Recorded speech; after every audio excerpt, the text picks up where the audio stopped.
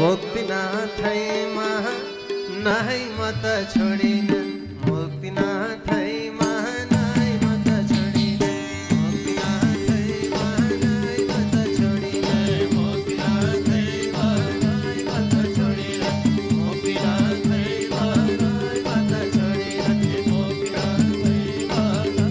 त छोडिन मुक्तिनाथैमा नाहै म त छोडिन मुक्तिनाथैमा नाहै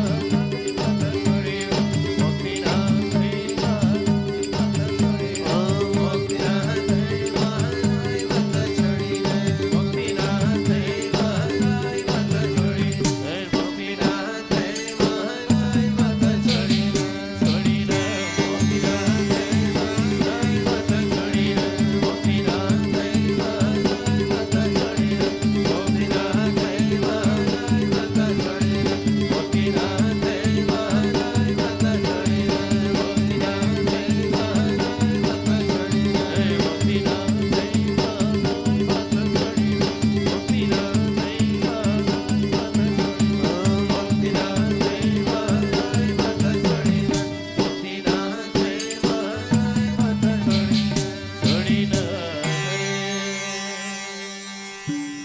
कृष्ण गोविंद माधव श्याम मुकुंद केशव जय जय राम श्री कृष्ण गोविंद माधव श्याम मुकुंद केशव जय जय राम श्री कृष्ण गोविंद माधव श्याम मुकुंद केशव जय जय राम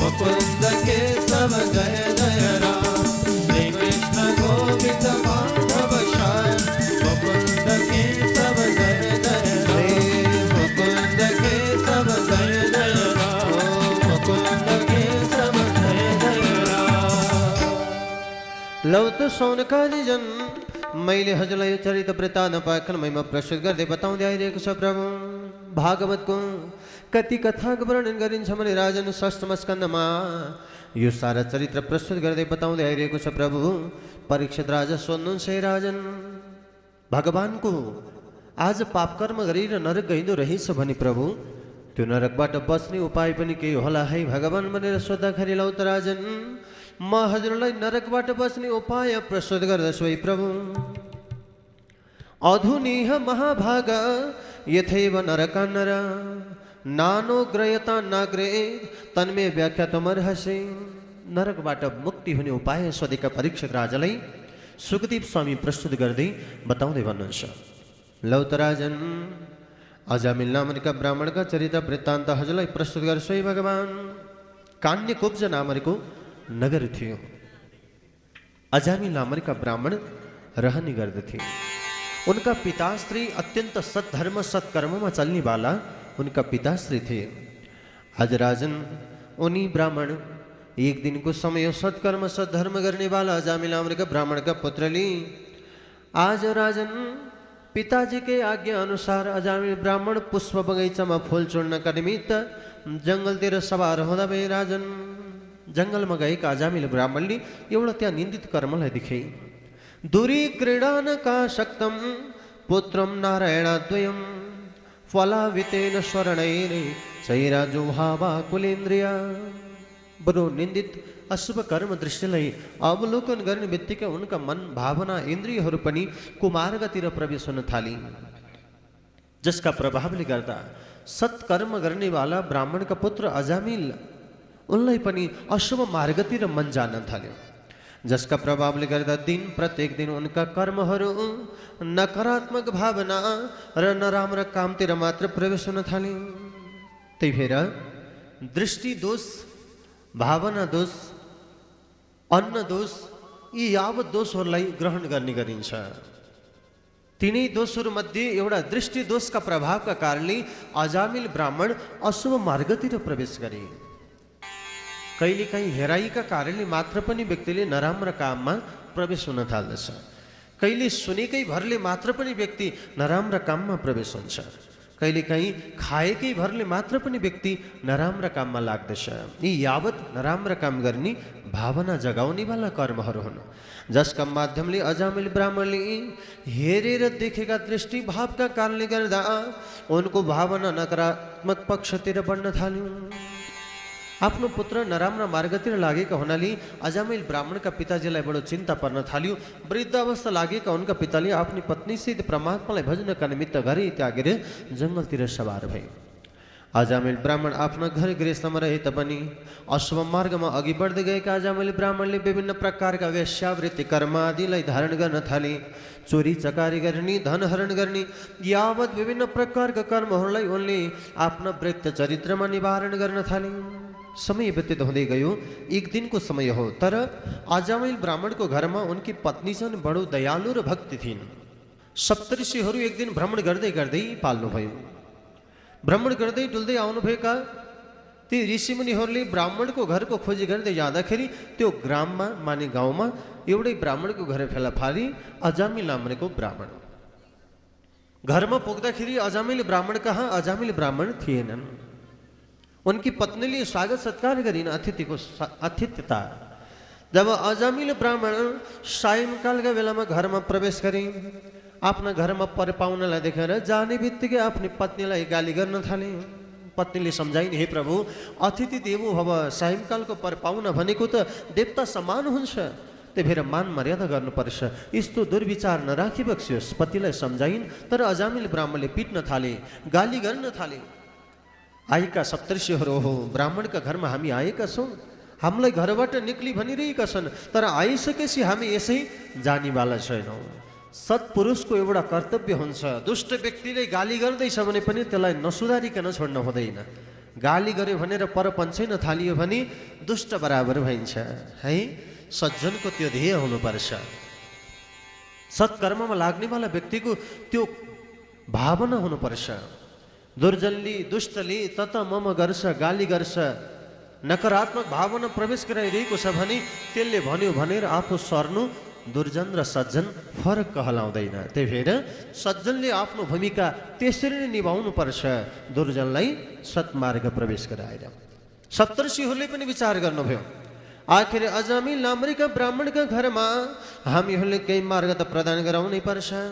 हे ब्राह्मण सुन, हामी आइहाल्यौँ, यसै जानेवाला त छैनौँ, तर तिमीलाई केही मार्ग प्रदान गर्छौँ। तिम्रा घरमा पत्नी छन्, तिम्री पत्नी गर्भवती रहेछन्, तिम्रा पुत्र पनि धेरै रहेछन्। आज सन्तानका नाम तिमीले भगवानका नामसँग मिल्ने बनाएर राखेका रहेनछौ।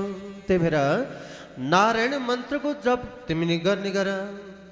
यदि तिमी भनेको मान्छौ भने अब जन्मनेवाला तिम्रो पुत्र कान्छो छोराको नाम पनि नारायण राख, जसका प्रभावले तिमी परम गति मुक्ति पदको प्राप्ति गर्न सक्दछौ। अजामिल ब्राह्मणलाई दुःख पर्न आँट्यो।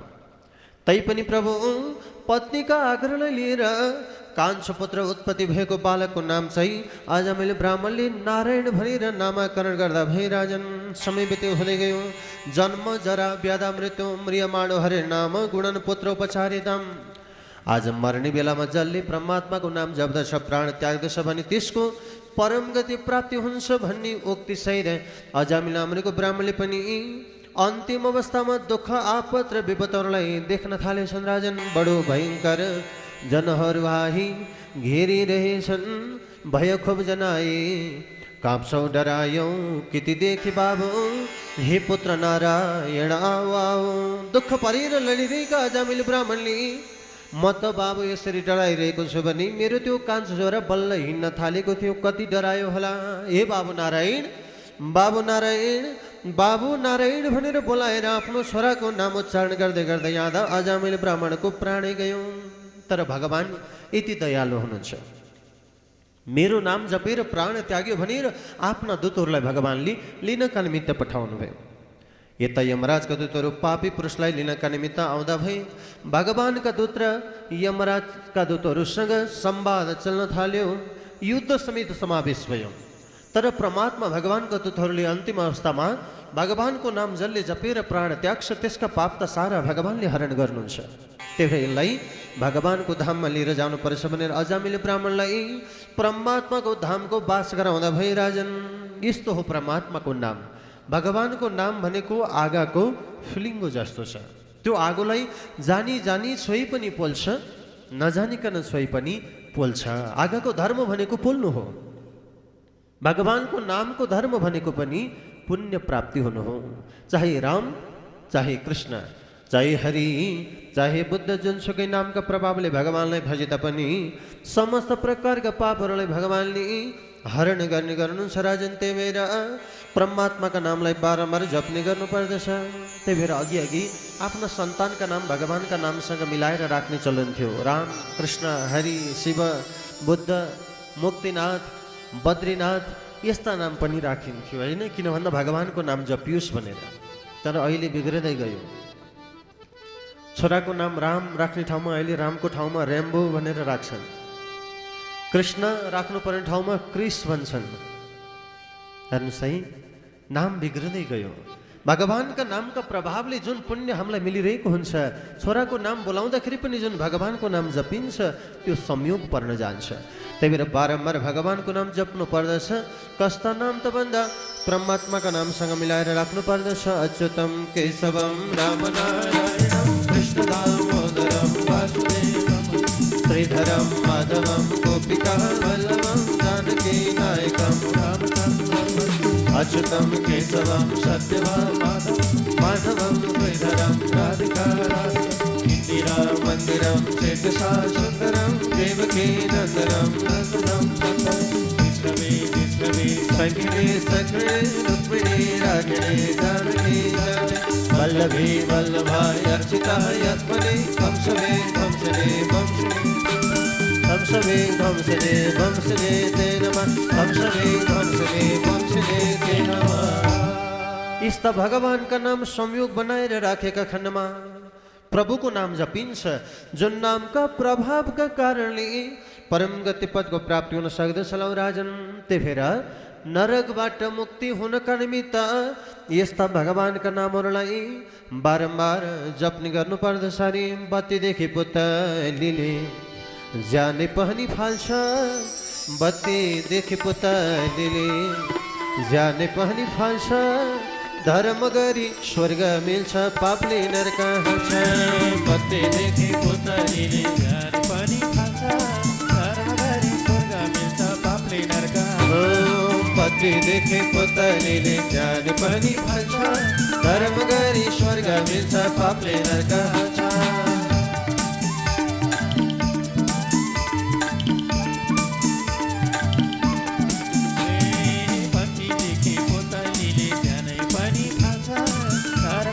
स्वर्ग मिल्छ पापले नरक हाल्छ। बत्तीदेखि पुतलीले जाने पनि फाल्छ, धर्म गरी स्वर्ग मिल्छ पापले नरक। हो धर्म गरी स्वर्ग मिल्छ पापले नरक। धर्म गरी स्वर्ग मिल्छ पापले नरक। लौतराजन बत्तीदेखि पुतलीले जाने पनि फाल्छ। बत्तीको प्रकाश देखेपछि पुतली होमिन पुग्छ, तापमा गएर होमिन्छ, प्राणै त्याग्छ। त्यस्तै हामीहरू पनि संसार रूपी प्रकाशमा मात्र अल्मलियौँ भने प्राण त एक दिन अवश्य जान्छ।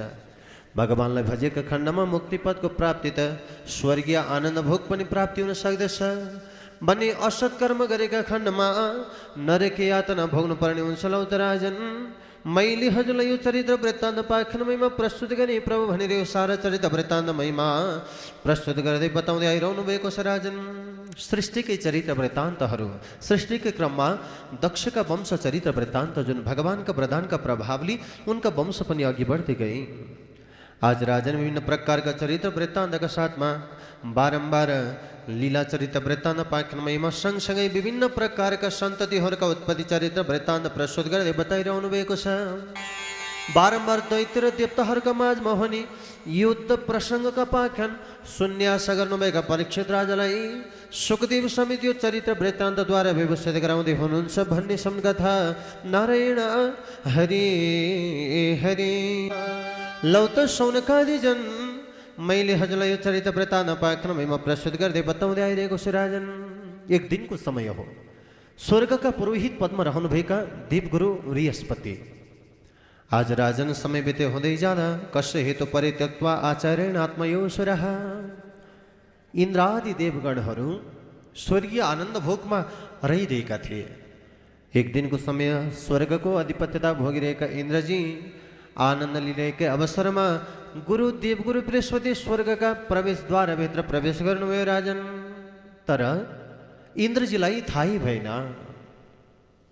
गुरुद्वारमा आएर खडा भएको थाहा नपाइसकेपछि धेरै बेर प्रतीक्षा गरिरहनुभएका गुरु आज मेरो जहाँ मान मर्यादा हुँदैन, जुन यजमानले मेरो आज सत्कार गर्दैनन् तिनका सामिप्यमा रहनुभन्दा आफ्नो पुरोहित पद नै त्याग्नु बेस हुन्छ भन्ने ठानेर देवगुरु बृहस्पति स्वर्गको सुख आनन्द भोगलाई नै लर्कार्दै आज इन्द्रको त्यो आफ्नो शिष्यता भावलाई त्यागेर जाने तयारी गर्न थाल्यो राजन। केही बेरमै इन्द्रजीले थाहा पाउनुभयो, ओहो आज मैले गुरुको अपमान गरेँ। कारण अप्सराहरू नृत्य गरिरहेका थिए, गन्धर्वहरूले गाइरहेका थिए, जसका कारणले गर्दा गुरु आएको मैले थाहै पाइनँ। त्यही भएर आज गुरुको मान मर्यादा हुन सकेन राजन। सरासर जानुभयो गुरुका सामुप्यमा पुगेर देवगुरु आफ्ना बृहस्पतिलाई प्रसन्न तुल्याउनका निमित्त इन्द्रजीले पुकार गर्नुभयो, हे गुरुदेव धर्मते नपरम मेदो, आज मैले जान्न सकिनँ, हजुरलाई मैले मान मर्यादा गर्न सकिनँ, गल्ती भयो, क्षमा पाऊँ गुरुदेव। तर देवगुरु बृहस्पति रुष्टाउनुभयो, हे राजन तिम्रा सामुप्यमा रहनु स्वर्गीय आनन्द भोग्नुभन्दा आज म अहिलेदेखि नै स्वर्गको पुरोहित पदलाई त्याग्दिन्छु। हेर स्वर्गको पुरोहित पदलाई नै त्यागेर देवगुरु बृहस्पति त्यहाँबाट हिँड्नुभयो। भवतां पार्थिदं सर्वं प्राणैरर्थैश्च साधै। आज तर त्यहाँबाट गुरु गइसकेपछि पुरोहित पद शून्य भयो। देवगुरु नभएका कारणले आज स्वर्गको अधिपत्यतामा रहनुभएका इन्द्रजी गुरुको खोजी गर्दै गर्दै गर्दै हिँड्नुभयो। त्वष्टा नामरिका मुनिका सामुप्यमा पुग्नुभएछ, जो शक्तिशाली पराक्रमी ध्यानी ज्ञानी थिए। ती त्वष्टा नामरिका मुनि लगेर निवेदन गरिबक्स्यो स्वर्गको अधिपति इन्द्रजीले, हे गुरुदेव देवगुरु बृहस्पति रुष्ट हुनुभयो, स्वर्ग त्यागेर जानुभयो, अहिले स्वर्गमा पुरोहित पद शून्य शून्य छ भगवान्, त्यही भएर हजुरलाई म वरण गर्न आएको हुँ प्रभु। त्वष्टा मुनि भन्नुहुन्छ, हे राजन एक ठाउँमा वरण भएको व्यक्ति अर्को ठाउँमा जान मिल्दैन, त्यही भएर म एक ठाउँमा वरण भइसकेको छु। त्यही भएर म जस्तै बरु शक्तिशाली पराक्रमी मेरो पुत्र विश्वरूप नामको ब्राह्मण त्यो मेरो पुत्रलाई तिमीले लिएर जाऊ, जसका प्रभावले तिमीहरूको शक्ति प्राप्ति हुनेछ, तिम्रा समस्त प्रकारका कामना परिपूर्ण हुनेछन्। त्वष्टा मुनिका आज्ञालाई लिएर इन्द्रजीले विश्वरूप नामका ब्राह्मणलाई स्वर्गमा लिएर जानुभयो राजन र पुरोहित पदमा वरण गराइबक्स्यो प्रभु। नारायण कवचका मन्त्रहरू का माध्यमद्वारा स्वर्गका अधिपति इन्द्रजीलाई नारायण कवच धारण गराइदिबक्स्यो, जसका प्रभावले स्वर्गका अधिपति इन्द्रजी शक्तिशाली पराक्रमी हुँदै जानुभयो। देवताहरू पनि पराक्रमले परिपूर्ण हुँदै गए, दैत्यहरूको पराक्रम घट्दै गयो। त्यस्तो अवस्था थाहा पाएर सारा दैत्यहरूलाई चिन्ता पर्यो, आपत पर्यो, के कारणले होला हाम्रो पराक्रम घटेको, देवताहरूको पराक्रम बढिरहेको, अब जानु पर्यो प्रभु भनेर भ्रमण गर्दै विभिन्न प्रकारका क्षेत्र भ्रमण गर्दै गर्दै स्वर्गमा पुगेछन् राजन। स्वर्गमा गएर हेरेको त विश्वरूप नामको ब्राह्मणलाई देखे, आफ्नो भान्जा विश्वरूप। दैत्यहरू निवेदन गर्छन्, हे भान्जा श्री यो त अन्याय भएन र प्रभु, भान्जा भएर मामाहरूको अहे चाहिरहनु भएको छ, हजुरले त हाम्रो हित पो चाहनु पर्ने हो प्रभु। विश्वरूप ब्राह्मण भन्नुहुन्छ, हे मैले त हजुरहरूलाई चिन्न सकिनँ, के को मामा के को भान्जा, कसरी नाता लगाइबक्स्यो। काम गर्नु परेपछि नाता लगाउने चलन के पहिलेदेखि चल्या चलन है। आफ्नो काम लगाउनु परेका हुनाले दैत्यहरूले नाता लगाए, हजुर त भान्जा हुनुहुन्छ हाम्रो, नाता सोद्धाखेरि नाता भन्छन्, हजुरकी आमा दैत्य कन्या, हामीहरू दैत्य।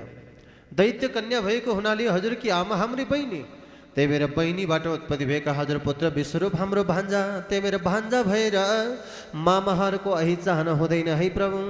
लौ त मामा हो, मैले हजुरहरूलाई चिने, त्यही भएर प्रभु लौ त भगवान् मैले अब के गरौँ त, स्वर्ग त्यागौँ भन्दा स्वर्ग त्याग्नु पर्दैन, स्वर्गमै रहे पनि हाम्रो हित हुनेवाला कर्म गरिदिबक्स्योस्। निवेदन भयो। स्वर्गमै रहेर विश्वरूप ब्राह्मणले देवताहरूलाई एकपटक स्वाहा र दैत्यहरूलाई दुईपटक स्वाहा गरेर दैत्यहरूको पराक्रम बढाउन थाल्नुभयो। जसका प्रभावका माध्यमले एक दिन इन्द्रजी भ्रमण गर्दै गर्दै गर्दै आउँदाखेरि थाहा पाइहाल्नुभयो जसको नुन पानी खाएको छ उसैको कोभलो चिताएर बसेका इन्द्रजीलाई आज बडो क्रोध जाग्यो। मेरा सामुप्यमा रहेर हाम्रै नुन पानी खाएर यो विश्वरूप नामको ब्राह्मण हाम्रै अहे चाहेर बसिरहेका रहेछन् भनेर दाबबाट तरबार निकालेर क्षदन गर्छु भनेर प्रहार गर्ने तयारी गरेका अवसरमा आज तर वरदान र शक्तिशाली प्राप्त गरेका विश्वरूप ब्राह्मणको रगत भुइँमा खस्ने बित्तिकै शिर फेरि आएर जोडिँदो रहेछ राजन। त्यस्तो पराक्रमी विश्वरूप ब्राह्मण रहेछन्। इन्द्रजीलाई चिन्ता पर्यो। सहायता लिन खोजे धमिराहरूलाई आह्वान गरे। धमिराहरूले भाग मागे। कस्तो प्रकारको भाग त भन्दा हामीलाई भाग दियो भने हामी यिनको रगत पान गर्छौँ, तब वध हुनबाट तिमी अलग हुनेछौ। त्यसै अवसरमा भाग लौ त आजदेखि बाबु हो तिमीहरूलाई जुन स्वाहा स्वधा गर्ने अवसरमा अग्निकुण्डमा हवन गर्दाखेरि अग्निकुण्डभित्र गएको चरु देवताहरूले पाउनेछन् भने अग्निकुण्डबाट बाहिर आएको चरुलाई धमिराहरूले पान गर्न पाउनेछौ, यो तिमीहरूले खान पाउनेछौ हेर भनेर भाग प्रदान गराइएको छु। त्यही भएर हवन गर्दाखेरिको अग्निकुण्डभित्र परेको चरु देवताले पाउँछन्, अग्निकुण्डबाट बाहिर आएको चरु धमिराले खान्छन्। अलि हट्टाकट्टा ब्राह्मण राख्नुभयो भने भित्र पर्ने भयो, अब त्यस्तै खाले पर्नुभयो भने स्वाहा गर्दाखेरि जम्मै बाहिर जाने भयो अनि धमिराका मुखमा पर्ने भयो है। यजमानले पनि जान्नुपर्ने कुरा, जसका प्रभावले हवन गर्दाखेरि धमिरालाई यो भाग प्रदान गराएर विश्वरूप नामका ब्राह्मणलाई वध गर्नका निमित्त इन्द्रजीले यस्तो प्रकारको उपाय रचाइबक्स्यो र विश्वरूप नामका ब्राह्मणलाई वध गर्नुभयो। लौ त प्रभु यावत लीला रचाउने वाला प्रभु विश्वरूप नामको ब्राह्मणलाई वध गर्ने बित्तिकै इन्द्रजीलाई आज ब्रह्म हत्या दोष लाग्न पुग्यो राजन। जसका प्रभावका कारणले गर्दा स्वर्ग त्यागेर जानुपर्ने भयो।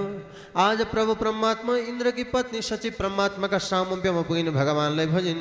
जसका प्रभावका कारणले ब्रह्म हत्या दोषलाई विभाजन गरेर 4 ठाउँमा विभाजन गराइबक्स्यो। त्यसमध्ये पहिलो पृथ्वी माताले ग्रहण गरिदिए। त्यही भएर कयौं पृथ्वीका भूभाग मरुभूमि तुल्य हुँदा भए। दोस्रो अग्निदेवले ग्रहण गर्नुभयो। अग्निको पहिलो ज्वालामा ब्रह्महत्या दोष हुन्छ। त्यही भएर भोजन बनाउनु पूर्व आगो बाल्नु पहिला पात्रमा नै भाँडाहरू राख्न हुँदैन, आगो बालिसकेपछि भाँडा राख्ने गर्नुपर्छ। तेस्रो गङ्गा माताले ब्रह्महत्या दोषलाई ग्रहण गर्नुभयो। त्यही भएर गङ्गालाई पनि असार र श्रावणका महिना रजवती स्वरूप मानिन्छ।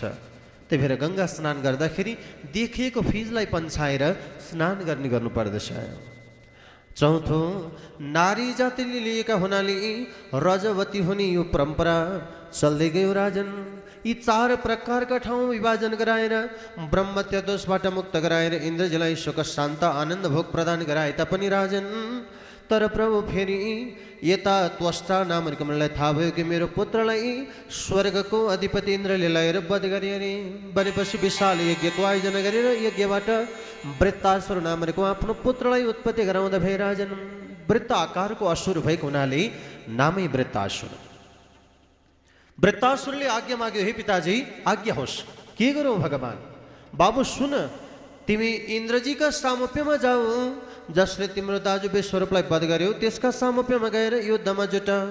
भगवानको आफ्ना पिताका आज्ञालाई लिएर वृत्तासुर नामको दैत्य इन्द्रका सामुप्यमा पुगे। इन्द्रका साथमा युद्ध लड्दै लड्दै लड्दै जाँदाखेरि सारा देवगणहरूको पराक्रम हराउँदै गयो। परास्त भएका देवगणहरू प्रभु परमात्मा भगवान नारायणका सामुप्यमा पुगेर प्रभु परमात्मा भगवानलाई भन्दै बारम्बार पुकार गरिरहेका थिए। अरे पालन कर्ता विष्णुजी परशु शरण, पालन करता विष्णुजी परशु शरण, आपत पर्यो लौन हमलाई रक्षा गरण। पालन करता विष्णुजी परशु शरण, आपत पर्यो लौन हमलाई रक्षा गरण। पालन करता विष्णुजी परशु शरण, आपत पर्यो लौन हमलाई रक्षा गरण।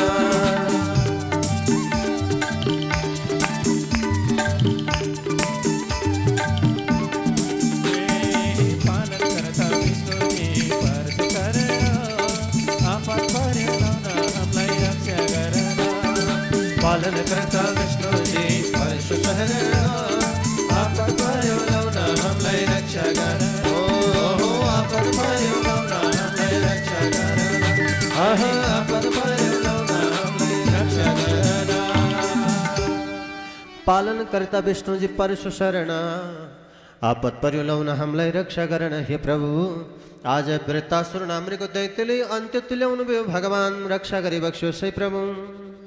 नारायण भगवान भन्नुहुन्छ हे राजन आफूभन्दा शत्रु बलियो भएपछि मिल्नु पर्दछ, मिलेपछि निल्नु पर्दछ। नारदजीलाई मार्ग प्रदान गराइबक्स्यो, मैत्री पनि खडा गराउनका निमित्त आज प्रभु वृत्तासुर नामका दैत्यका सामोप्यमा पुर्याउनु भयो। हेर बाबु हो, झगडा गर्न हुँदैन, लड्न हुँदैन, त्यही भएर आजदेखि तिमीहरू मित्र मित्र भयौ, आपसमा मिलेर बस है त भनेर मैत्री पनि खडा गराइदिए बक्स्यो राजन। वृत्तासुर दैत्य र इन्द्रजी सँगै बस्ने, सँगै खेल्ने, सँगै खाने, सँगै हिँड्ने, सँगै डुल्ने, यावत कर्म सँगै गर्न थाले। इन्द्रजीले विचार गर्नुभयो अब मिले, अब मैले निल्नु पर्यो। जलैजल भएका ठाउँमा लिएर जानुभएछ, मार्छु भनेर तयारी गरेको, तर इन्द्रजीले मार्न सक्नु भएन। वृत्तासुर नामको दैत्य किन भन्दा शक्तिशाली थिए। पराक्रमी वृत्तासुर दैत्यले फेरि इन्द्रजीका साथमा युद्ध लडे। लड्दै लड्दै लड्दै लड्दै जाँदाखेरि प्रभु परास्त भएका इन्द्रादि गणहरू फेरि भगवानका सामोप्य पुगे। हे राजन प्रभु फेरि पनि हामी अन्त्य भयौँ, भगवान परास्त हुनु पर्यो हामीहरूलाई। बाबु एउटै उपाय छ सुन। दधिची नामका मुनिले अस्ति माने हड्डी प्रदान गर्नुभयो भने त्यो हड्डी ल्याएर अमोघ अस्त्र निर्माण गर, जुन अस्त्रका साथमा युद्ध लड्न गयो भने मात्र तिमीहरूले परास्त तुल्याउन सक्नेछौ भनेर मार्ग प्रदान गराइबक्स्यौ। जसका प्रभावका माध्यमले गर्दा अमोघ अस्त्रका साथमा युद्धमा जुट्नका लागि दधिची नामका मुनिका साथमा अस्तिमा नै हड्डी माग्नका निमित्त जाँदा भए राजन। देवगणहरू दधिची नामका मुनिका सामोप्यमा पुगे। हे प्रभु हजुर भनेको परम ज्ञानी शक्तिशाली तेजस्वी, लौ न भगवान हजुर मरिएर हजुरको हड्डी हामीलाई प्रदान गर्नु पर्यो भन्न थालेछन्। ए तिमीलाई दुष्ट हो, तिमीहरूको कामना सिद्धिका निमित्त मैले आफ्नो प्राणदान प्रदान गर्ने। दधिची मुनिले गाली गरेर फर्काइदिबक्स्यो। माग्न पनि सिपालु व्यक्ति चाहिन्छ अरे के। फेरि यो माग्ने काममा ब्राह्मणभन्दा अरू अलि सिपालु हुँदैनन् अरे, बुझ्नुभयो? त्यसै भन्छ। त्यही भएर माग्नु पर्यो भने ब्राह्मणलाई अघि लाउनु होला, सजिलै आउँछ। दधिची नामका मुनिका सामोप्यमा माग्नका निमित्त इन्द्रादि देवगणहरूले पनि ब्राह्मण देवको सहायता लिए। ब्राह्मण देव दधिची नामका मुनिका सामोप्यमा जानुभयो र आज प्रभु हे परमात्मा यो सत्य हजुरको यो स्वरूप, तर यो मिथ्या संसार, हजुर जस्तो परमज्ञानी व्यक्ति यो संसारमा क्षणिक धेरै रहनु भनेको दुःख पाउनु हो परमात्मा। किन भन्दा यो संसारमा पाँच भौतिक शरीर, पृथ्वी, वायु, आकाश, यो पञ्चतत्त्वले बनेको शरीर एक दिन त मर्छ, खरानी बन्छ, गाडीदेखि माटो बन्छ, एक मुठी नै हो प्रभु यो शरीरको ध्येय। त्यही भएर आज यो शरीरले मर्नु पूर्व केही कृति राख्नु यो भन्दा ठुलो कर्महरू केही पनि छैन। त्यही भएर कृति राख्नका निमित्त यो पाँच भौतिक शरीरलाई बुझेर हजुरले दान प्रदान गरे बक्स्योस्, कृति राखे बक्स्योस् है भगवान भनेर शरीरका महत्त्वका बारेमा बारम्बार पुकार गर्दै बताइरहेका थिए।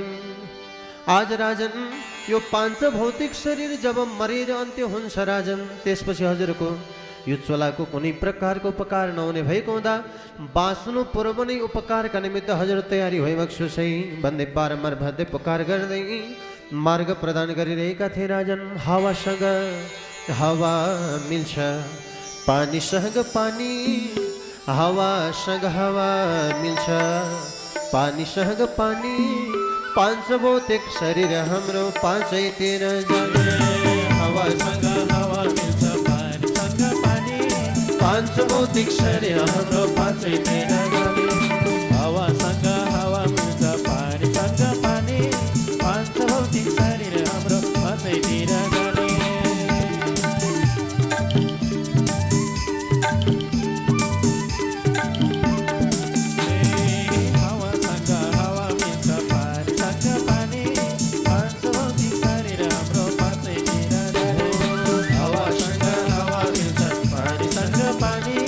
पाँच भौतिक शरीर हाम्रो पाँचैतिर जाने। हेरी पाँच भौतिक शरीर हाम्रो पाँचैतिर जाने। ओहो पाँच भौतिक शरीर हाम्रो पाँचैतिर जाने। हरे राम अग्निसँग अग्नि मिल्छ, मट्टीसँग मट्टी, अग्निसँग अग्नि मिल्छ मट्टीसँग मट्टी टुट्न त टुट्यो साथ लाग्यो पाछैपट्टि अग्निसँग अग्नि मिल्छ मट्टीसँग मट्टी टुट्न त टुट्यो साथ लाग्यो पाछैपट्टि अग्निसँग अग्नि मिल्छ मट्टीसँग मट्टी टुट्न त टुट्यो साथ लाग्यो पाछैपट्टि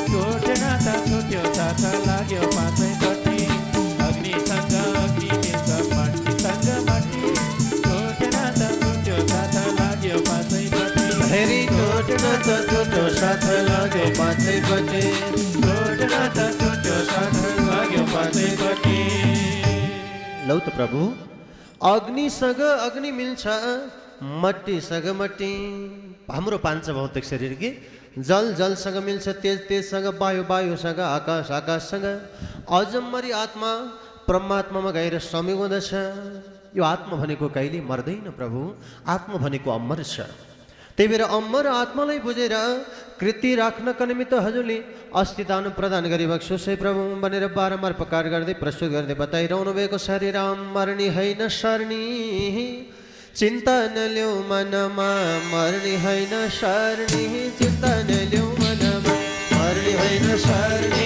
चिन्ता नल्याउ मनमा मर्ने होइन सर्नी चिन्ता नल्याउ मनमा मर्ने होइन सर्नी चिन्ता नल्याउ मनमा मर्ने होइन सर्नी चिन्ता नल्याउ मनमा मर्ने होइन सर्ने चिन्ता नल्याउ मनमा ओहो मर्ने होइन सर्नी चिन्ता नल्याउ मनमा मनमा मर्ने होइन सर्नी चिन्ता नल्याउ मनमा मर्ने होइन सर्नी चिन्ता नल्याउ मनमा मर्ने होइन सर्नी चिन्ता नल्याउ मनमा मर्ने होइन सर्नी चिन्ता नल्याउ मनमा मर्ने होइन सर्नी चिन्ता नल्याउ मनमा मर्ने होइन सर्नी चिन्ता नल्याउ मनमा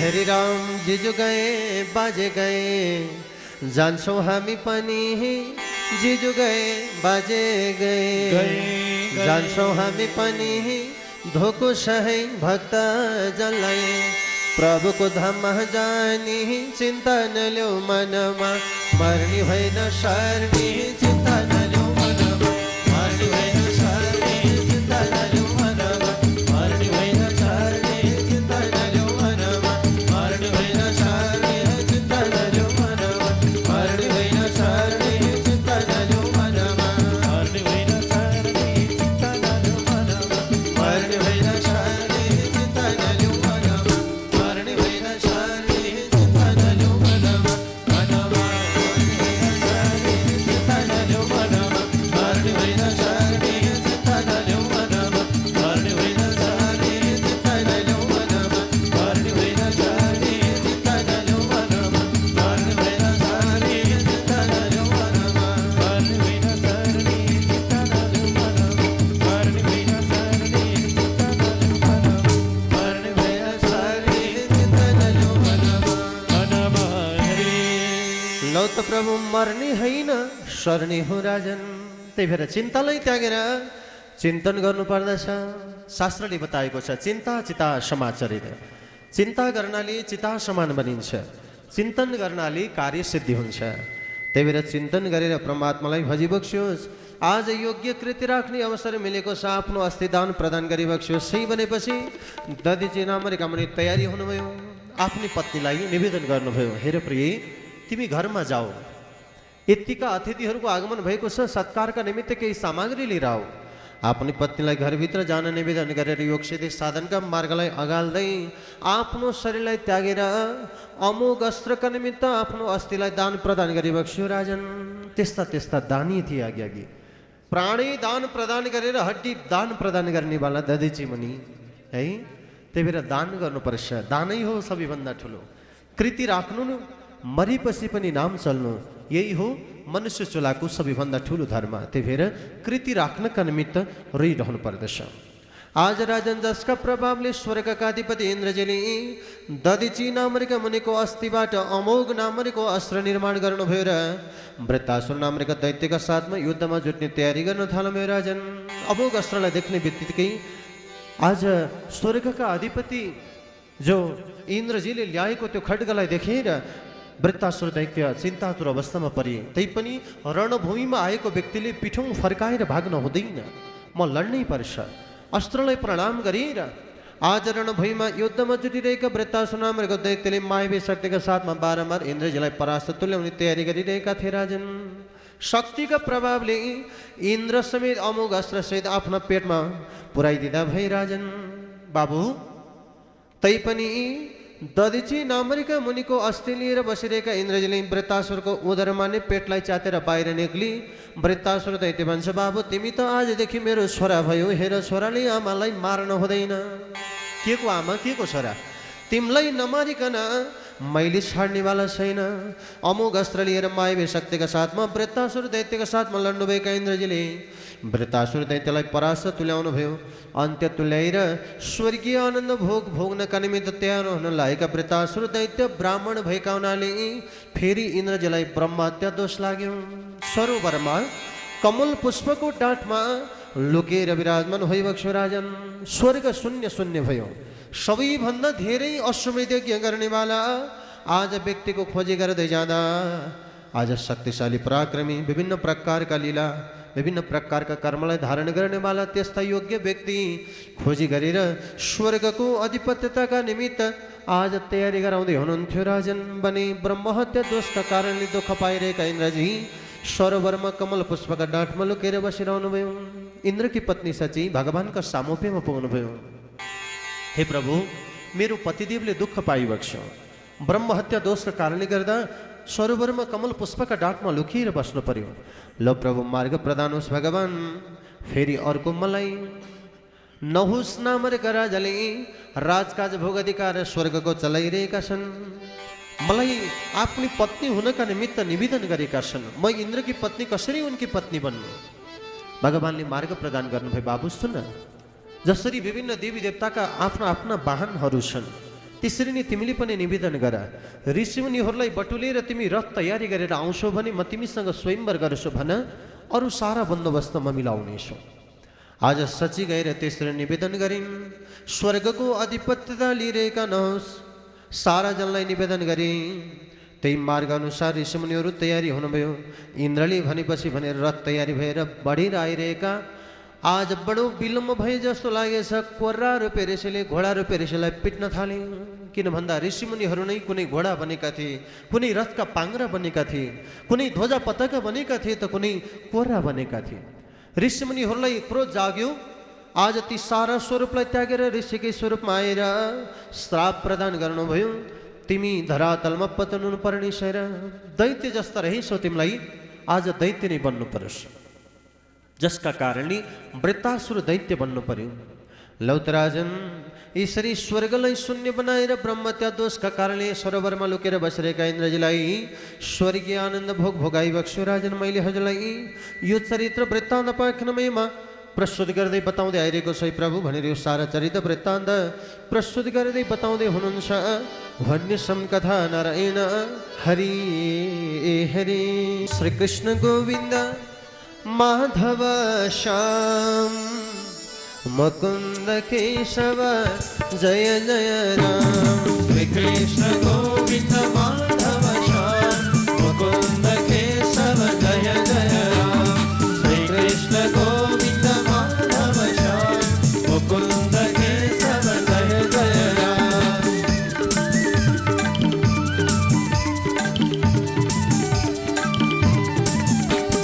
जय जय राम जय जय राम जय जय राम जय जय राम जय जय राम जय जय राम जय जय राम जय जय राम। हे श्री कृष्ण गोविंद माधव श्याम मुकुंद केशव जय जय राम। श्री कृष्ण गोविंद माधव श्याम मुकुंद केशव जय जय राम। मुकुंद केशव जय जय राम मुकुंद केशव जय जय लौ त सौनकादिजन मैले हजुरलाई यो चरित्र वृत्तान्त पाठ्यक्रममा प्रस्तुत गर्दै बताउँदै आइरहेको छु भगवान। विभिन्न प्रकारका चरित्र वृत्तान्तका साथमा राजन वृत्तासुर नामको दैत्य पूर्व जन्ममा चित्रकेतु नामको राजा रहेका थिए राजन। चित्रकेतु नामको राजा, चित्रकेतु राजाका 100 श्रीमतीहरू थिए। 100 श्रीमती भए पनि सन्तानको प्राप्ति भएको थिएन। चित्रकेतु राजालाई बडो दुःख विपदका अनुमति भइरहेका थिए राजन। एक दिनको समय चित्रकेतु राजाले गुरुलाई गएर निवेदन गरे, बक्सु भगवान, हे गुरुदेव, या त मलाई सन्तान प्रदान गरिबक्सुस् या त म प्राण प्रदान गर्दछु। आज प्रभु मलाई मार्ग प्राप्ति होस् भनेपछि बाबु धन्दा नमाने हेर, तर तिम्रो भाग्यमा सन्तानको प्राप्ति छैन हेर। तैपनि तिमी चाहन्छौ म तिमीलाई मार्ग प्रदान गर्छु। धन्दा नमान है भनेर मार्ग प्रदान गराइबक्छु, जसका प्रभावका माध्यमले गर्दा यज्ञका सहायताका कर्मका कारणले गर्दा चित्रकेतु नामका राजाका घरमा सन्तानको प्राप्ति हुन पुग्यो राजन। आज 100 श्रीमती मध्ये प्रसाद प्राप्ति भएको थियो। त्यो प्रसाद लिएर आज श्रीमतीहरूलाई प्रदान गर, जुन प्रसादका कारणले तिम्री पत्नी गर्भवती हुनेछन्, तिमीलाई सन्तानको प्राप्ति हुनेछ। 100 श्रीमती मध्ये अब त्यो पाएको प्रसाद कसलाई ल्याएर दिनु? फेरि गुरुलाई सोधिबक्सु, गुरुदेव मेरा 100 श्रीमती कसलाई दिनु? जेठीलाई दिनु कि माइलीलाई, माइलीलाई दिनु कि साइलीलाई, कि गन्दै ज्यादा कान्छीलाई? गुरुदेव भन्नुहुन्छ, बाबु हेर, अधिकार जेठी श्रीमतीको हुन्छ, त्यही पनि यो प्रसाद पनि तिमीले जेठी श्रीमतीलाई ल्याएर प्रदान गर। त्यसै अवसरमा राजा चित्रकेतुले आफूले पाएको प्रसाद जेठी महारानी ल्याएर प्रदान गराइबक्छु, जसका प्रभावका कारणले गर्दा महारानी गर्भवती हुनुभयो। समय बित्दै हुँदै गयो। राजाले जेठी महारानीलाई बडो माया दया प्रदान गर्न थाल्नुभयो। अरू श्रीमतीहरूलाई बडो चिन्ता पर्यो, आपत पर्यो। भगवान एकै ठाउँमा बसेर सल्लाह गर्न थालेछन् श्रीमतीहरू। हेर दिदीबहिनी हो, राजाले पहिले पहिले हामीलाई बडो माया गर्थे, दया प्रदान गर्थे। अहिले त राजाले कान्छी श्रीमतीलाई मात्र माया गर्छन्। के गर्ने होला? सन्तान प्राप्ति भएपछि हाम्रो के गति होला? नभन्दै मास परिपूर्ण हुँदै गयो। कान्छी श्रीमतीबाट सन्तानको प्राप्ति भयो, छोरा रत्न उत्पत्ति हुँदा भयो। आज राजन 79 श्रीमतीहरूलाई राजा चित्रकेतुले हेर्न, सोध्न, खोज्न र बोल्न पनि छाडिदिबक्छु। सारा फेरि सल्लाह गरेछन्, हेर दिदी बहिनी हो, हामीलाई माया नगर्नुको कारण एउटै छ, त्यो बालक उत्पत्ति भएका हुनाले राजाले हामीलाई माया नगरेका हुन्, त्यही भएर त्यो बालकै रहेन भने हामीलाई राजाले माया गर्छन् र सल्लाह गर्न थालेछन्। एकै ठाउँमा बसेर सल्लाह भएछ। कस्तो प्रकारको सल्लाह त भन्दा, हेर बालकलाई माया गरे झै गर्ने, दुधमा विष भर्ने, विषले पूर्ण भएको दुध ल्याएर बालकलाई खुवाइदिने र बालकलाई मारिदिने भन्ने सल्लाह भयो। एउटाले भन्छ, हेर हामीले मारेपछि त राजाले हामीलाई पनि मार्ला नि फेरि। हेर दिदीबहिनी हो, शङ्कै नलाग्ने गरेर काम गर्नुपर्छ। मारिसकेपछि वरिपरि बसेर धुरु धुरु रुनुपर्छ। रोएपछि कसले मान्छ र शङ्का? आज त्यस्तो प्रकारको तयारी गरेर बालकलाई पालै पालो काखमा लिएछन्। त्यसै अवसरमा राजन आफ्ना सामुप्यमा रहेर विषले पूर्ण भएको दुध लिएर बालकलाई खुवाइदिए। खुवाएको केही बेरमै बालकको अन्त्य भयो। धुरु धुरु रोएर वरिपरि बस्न थाले 79 आमाहरू। जेठी महारानीले थाहा भयो, आउनुभयो। कान्छी आज यता धुरु धुरु रोइरहेका सारा जन वरिपरि बसिरहेका थिए। महारानी डाको छोडेर रोइरहेको आवाज राजाले पनि थाहा पाउनुभयो। राजाको पनि आगमन दरबारमा भयो। लम्पसार परेर बिचमा लडिरहेको बालकलाई राजा भन्नुहुन्छ, बाबु उठ, बाबु उठ। तर मरेको बालक उठ्दो भएन। राजा चिन्तातुर अवस्थामा डाको छोडेर रुन थाले। बुढेसकालको सहारा होला, आज मलाई सहयोग प्रदान गर्ला, मेरो राजकाज भोगाधिकारलाई अगाडि चलाउला, यस्तो प्रकारको कामना थियो। तर बाबु म भन्दा अगाडि नै गयो भनेर धुरु धुरुदै पुकार गर्दै राजा बारम्बार आफ्नो छोरालाई आह्वान गरिरहेका थिए। बाबु उठ उठ उठ भन्दै धुरु धुरु रोइरहेका बालक सामुप्यमा नारद नामका मुनिको आगमन भयो। राजन दरबारमा आएर नारद मुनिले सम्झाउनु भयो, हे राजन, यो त मिथ्या संसार हो प्रभु, समय आएपछि जानुपर्छ। अवधि भोग अधिकार जति छ त्यति नै संसारमा भोग्ने हो प्रभु, एक दिन अघि बढ्न पाइँदैन राजन, त्यही भएर धन्दा नमानी बक्सोस्। बारम्बार सम्झाउँदै पुकार गर्दै जाँदा त्यसै अवसरमा बारंबार राजा धरो धुरोले पुकार गरिरहनु भएको थियो।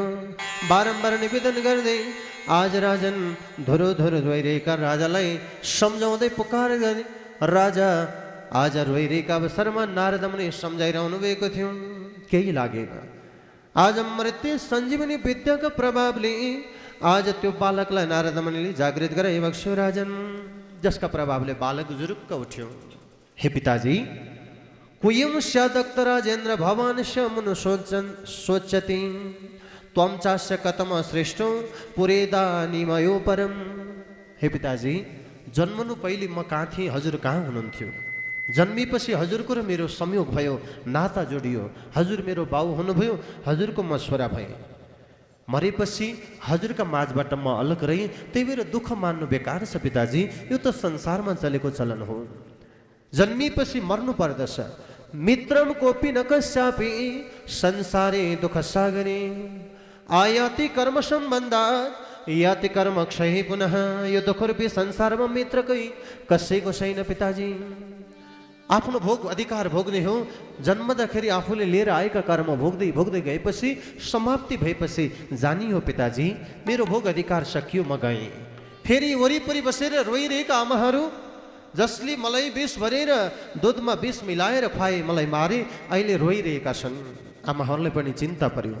बालक भन्छ, यी आमाहरूको पनि केही गल्ती छैन। कारण के हो त? पूर्व जन्ममा मैले भोजन गरेको थिएँ। भोजन गरेर मुख कुल्ला गरेको फानी फ्याँक्दाखेरि 79 कमिलाहरू मरेका थिए। मैले मारेका कमिला मेरा सौतानी आमाका रूपमा आए र अहिले मैले मारेका हुनाले मलाई मार्या हुन्। मैले नमारेको भए के मलाई मार्थे र? यो त मेरो पूर्व जन्मको कमाई हो पिताजी। हे माता हो, धन्न मान्नु पर्दैन हजुरहरूले पनि। यसरी बारम्बार सम्झाउँदै सान्त्वना प्रदान गर्दै बालक फेरि लम्पसार पर्यो। राजा चित्रकेतु धुरु धुरुँदै बारम्बार पुकार गरिरहेका थिए, बारम्बार रोइरहेका थिए। यो संसार पनि त्यस्तै भइरहेको छ। आमा बुबा छोराछोरी भन्छन्, हुर्काउँछन्, बढाउँछन्। छोरो आफ्नो बाटो लाग्छ, छोरी आफ्नो बाटो लाग्छन्। पालन पोषण गर्यो, सहारा चाहिने बेलामा आखिर आफूलाई दुःख आपतको आपतै आइपर्दछ। त्यही भएर राजा हृदय कराउँदै पुकार गरिरहनु भएको छ रे। छोरा पायो, छोरी पायो, छोरा पायो, छोरी पायो, पर्दा सेवा गर्छ भनेर हो राधेश्याम, पर्दा सेवा गर्छ भनेर, पर्दा सेवा गर्छ भनेर हो राधेश्याम, पर्दा सेवा गर्छ भनेर। हुर्क्यो भयो घरै छोड्यो, हुर्क्यो भयो घरै छोड्यो, सेवा गर्न पर्छ भनेर हो राधेश्याम, सेवा गर्न पर्छ भनेर, सेवा गर्न पर्छ भनेर हो राधेश्याम, सेवा गर्न पर्छ भनेर।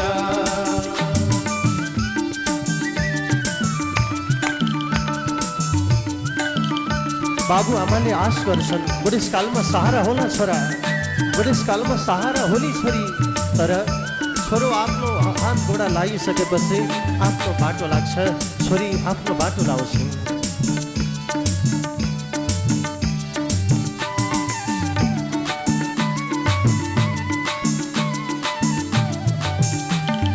बाबु आमा छोरो छोरो छोरो सेरो फेरो, बाबु आमा छोरो छोरो छोरो सेरो फेरो।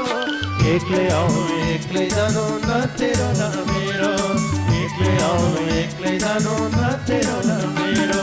छोरा पायो छोरी पायो, छोरा पायो छोरी पायो, पर्दा सेवा गर्छ भनेर हो राधेश्याम, पर्दा सेवा गर्छ भनेर, पर्दा सेवा गर्छ भनेर हो राधेश्याम, पर्दा सेवा गर्छ भनेर। हुर्क्यो बहर्यो घरै छोड्यो, हुर्क्यो बहर्यो घरै छोड्यो, सेवा गर्न पर्छ भनेर हो राधेश्याम, सेवा गर्न पर्छ भनेर, सेवा गर्न पर्छ भनेर हो राधेश्याम सेवा गर्न पर्छ भनेर सेवा गर्न पर्छ भनेर राधेश्याम सेवा गर्न पर्छ भनेर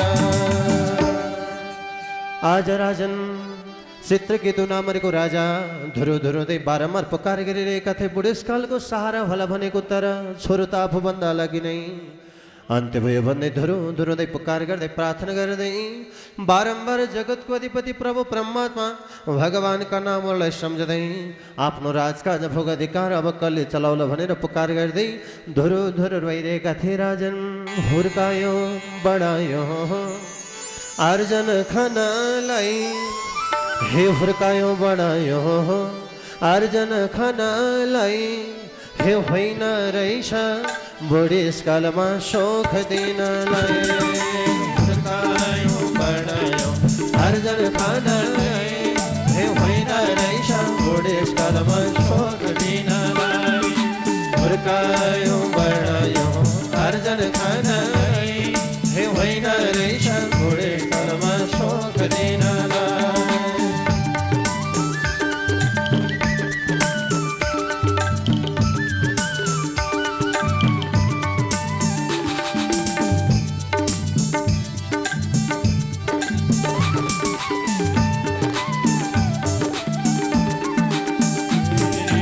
हुर्कायो बढायो आर्जन खानालाई हे होइन रहेछ बुढेसकालमा शोक दिनलाई हुर्कायो बढायो आर्जन खानालाई हे होइन रहेछ बुढेसकालमा शोक दिनलाई हेरे होइन रहेछ बुढेसकालमा शोक दिनलाई हो होइन रहेछ बुढेसकालमा शोक दिनलाई बाबुआमा छोरो छोरो छोरो सेरो फेरो बाबुआमा छोरो छोरो छोरो सेरो फेरो एक्लै आउनु एक्लै जानु न तेरो न मेरो हुर्कायो बढायो आर्जन खानालाई हे होइन रहेछ बुढेसकालमा शोक दिनलाई हुर्कायो बढायो आर्जन खानालाई हे होइन रहेछ बुढेसकालमा शोक दिनलाई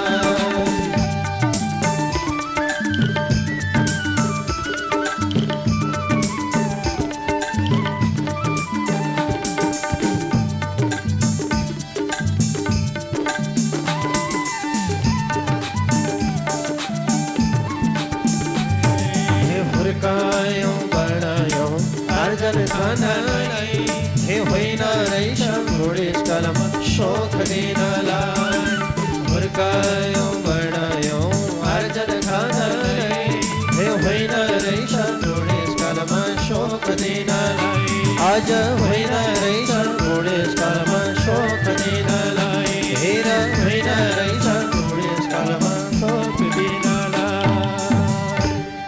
मेरो मेरो भन्छौँ हामी मेरो केही होइन मेरो मेरो भन्छौँ हामी मेरो केही होइन एक्लै आउनु एक्लै जानु लानु केही छैन हुर्कायो बढायो आर्जन खानालाई हे होइन रहेछ बुढेसकालमा शोक दिनलाई हुर्कायो बढायो आर्जन खानालाई हे होइन रहेछ बुढेसकालमा शोक दिनलाई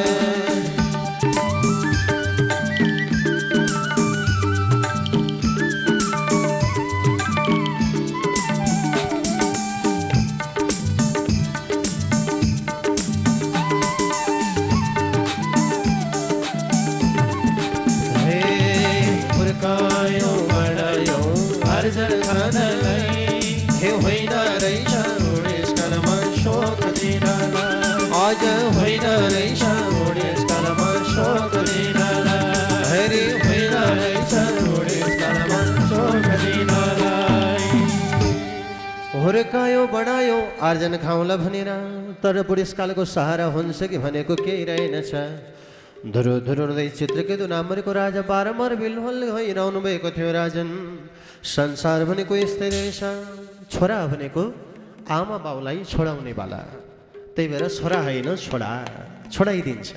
यसो दे उसो दे, यस्तो गर उस्तो गर, सारा चिज मागेको मागे गर्ने, त्यही भएर छोरा होइन छोडा। छोरी भनेको हुर्कायो बढायो सहारा पाइन्छ कि भन्ने बेलामा यो घर छोडेर अर्को घर जानै पर्ने, त्यही भएर छोरी होइन छोडेर जानै पर्ने।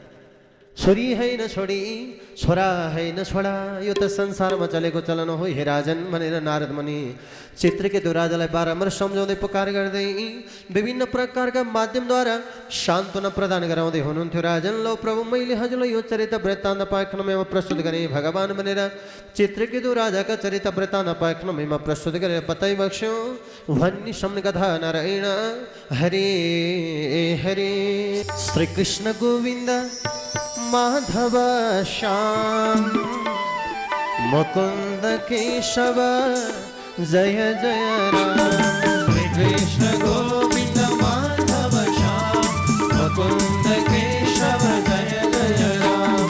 श्री कृष्ण गोविंद माधव श्याम मुकुंद केशव जय जय राम।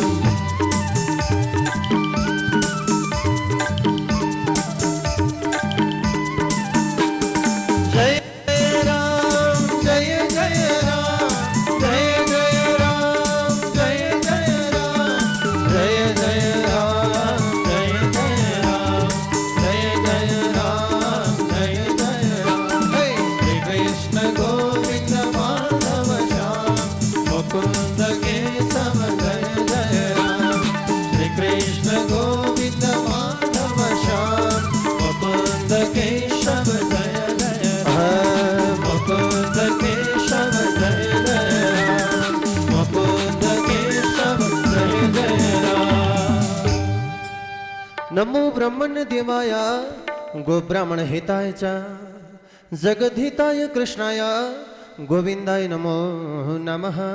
श्रवी श्रोतार सावधानतया शृण्वन्तु। कथा श्रवण गर्न आउनुहुने भक्तजनहरू कृपया शान्त भएर कथा श्रवण गर्नुहोला। यो श्रीमद् भागवत महापुराण सुखदेव स्वामीले परीक्षित नामको राजालाई प्रस्तुत गर्दै बताउँदै आइरहनु भएको छ। राजन विभिन्न प्रकारका चरित्र वृत्तान्त पाखनका साथमा आज राजा परीक्षित सुखदेव स्वामीका सामुप्यमा बारम्बार निवेदन गरिरहनु भएको छ। राजन समप्रिय सूर्य ब्रह्मा भूतानां भगवान् स्वयं इन्द्रस्यार्थी कथम दैत्यान् नवद्वेषतमो यथः। भगवान जगतको अधिपतिले विभिन्न प्रकारका अवतारहरू धारण गर्नुभयो। लीला विभिन्न प्रकारका रचाइ बक्स्यो, जसमध्ये जगतको अधिपति परब्रह्म परमात्मा भगवानले पहिले हिरण्याक्ष नामको दैत्यलाई 12 अवतार रूप धारण गरेर अन्त्य तुल्याउनु भयो भने राजन यतातिर कश्यपु नामको राजा त्यस उपरान्त के गर्दैछ, कस्तो प्रकारको त्यसको लीला छ मलाई बताइ बक्स्योस् है प्रभु भनेर सोधेका अवसरमा बारम्बार प्रस्तुत गर्दै बताउँदै भन्नुहुन्छ। राजन हे प्रभु, 7 दिनको मुक्तिको कामना गर्नेवाला हजुर भागवत नामको शास्त्र मैले हजुरलाई प्रस्तुत गरिरहेको छु। 7 दिनभन्दा 8औं दिन कोही बाँच्नेवाला छैन, त्यही भएर मुक्तिको कामना गर्दै भागवतलाई हजुरले धारण गरिबक्स्योस् है राजन।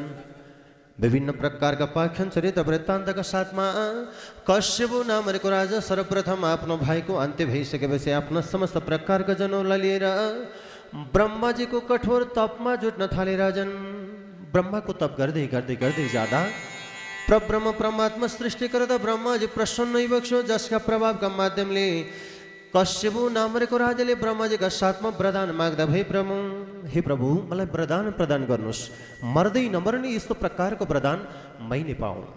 ब्रह्माजी भन्नुहुन्छ बाबु यो वरदान त म तिमीलाई दिन सक्दिनँ, हेर संसारमा जन्मेपछि मर्नु पर्छ, यदि यो नियम लाग्थेन भने न त राम भगवान मर्नु पर्थ्यो न त भगवान कृष्णलाई। त्यही भएर यो संसारमा चलेको चलन हो, यो सिवाय अरू कुनै वरदान तिमी माग, म तिमीलाई त्यो वरदान प्रदान गर्दछु। हेर विचार गर्न थाल्यो कश्यप राजाले, त्यसो भने प्रभु मलाई यस्तो प्रकारको वरदान प्रदान होस्। लौ त भगवान, म जलमा नमरु थलमा नमरु भित्र नमरु बाहिर नमरु, दिनमा नमरु रातमा नमरु, हरियो द्वारा नमरु सुकेको द्वारा नमरु, मनुष्य द्वारा नमरु, पशुद्वारा नमरौँ, अस्त्र शस्त्रद्वारा नमरौँ, 12 महिनामा मर्नु नपरोस्, मलाई यस्तो प्रकारको वरदान प्रदान गरिबक्सोस् है प्रभु। कश्यप नामरीको राजाले मागेका वरदानबाट आज परब्रह्म परमात्मा भगवान ब्रह्माजी सृष्टिकर्ता प्रसन्न हुनुभयो र वरदान दिनुभयो। तथास्तु बाबु, जस्तो तिमीले याचना गरेका छौ त्यस्तै वरदान मैले तिमीलाई प्रदान गरेँ। कश्यप राजा आफू शक्तिशाली पराक्रमी भए, मैले मागे अनुसारको वरदान अब मिलाएर कसैले मलाई मार्न सक्दैन। आज म सबैभन्दा शक्तिशाली भएको छु, पराक्रमी भएको छु। त्यही भएर मैले तिनै लोकलाई आफ्नो वशमा पार्नु पर्दछ भनेर तिनै लोकलाई आफ्ना सारा सैनिकहरू लगाएर आफ्नो वशमा पार्ने तयारी गर्न थाले। राजन, मर्त्यलोक, पाताललोक, स्वर्गलोक लगायतका तिनै लोकलाई आफ्नो वशमा पारेर हाहाकार मचाइदिए कश्यप नामरीको राजाले।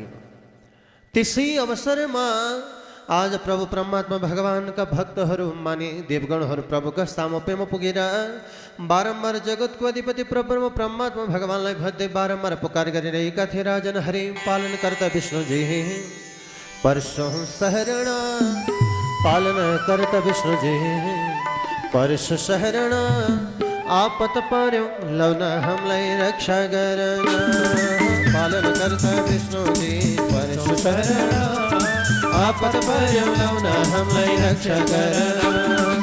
पालनकर्ता विष्णुजी परस शरण, आपत पर्यो लौन हमलाई रक्षा गर्न।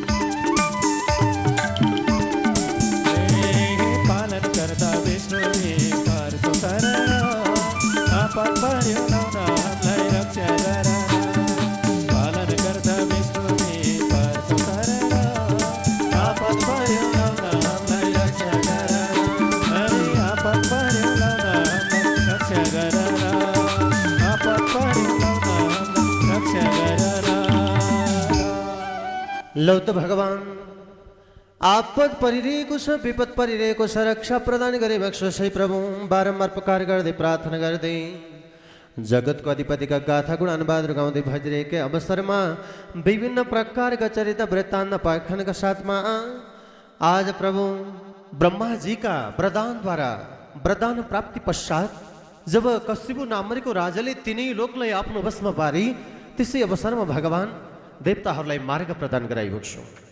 परब्रह्म परमात्मा भगवानले दिएका इशारा र मार्ग अनुसार विभिन्न प्रकारका कर्म अनुसार बाबु हो सुन, तिमीहरू पहिले युद्धमा जुट।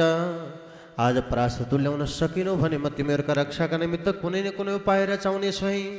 विभिन्न प्रकारका लीलाका निमित्त जगतको अधिपति प्रभु परमात्मा भगवानले मार्ग प्रदान गराइबक्सो। र राजन, आफ्ना जनहरूलाई दुःख परेको, आपद परेको, विपद परेको देखेर दैत्य माताले आफ्ना पतिदेवका सामोप्यमा गएर निवेदन गर्नुभयो। बाबु, त्यसै अवसरमा यतातिर कश्यप नामरीको राजा दैत्य रहे तापनि उनकी पत्नी कयादु नामरीकी पत्नी थिइन्। परम भक्त, भगवानको परम भक्त भएका हुनाले आफ्नो पतिदेवलाई बारम्बार भगवानको नाम जपाउने गर्थिन्।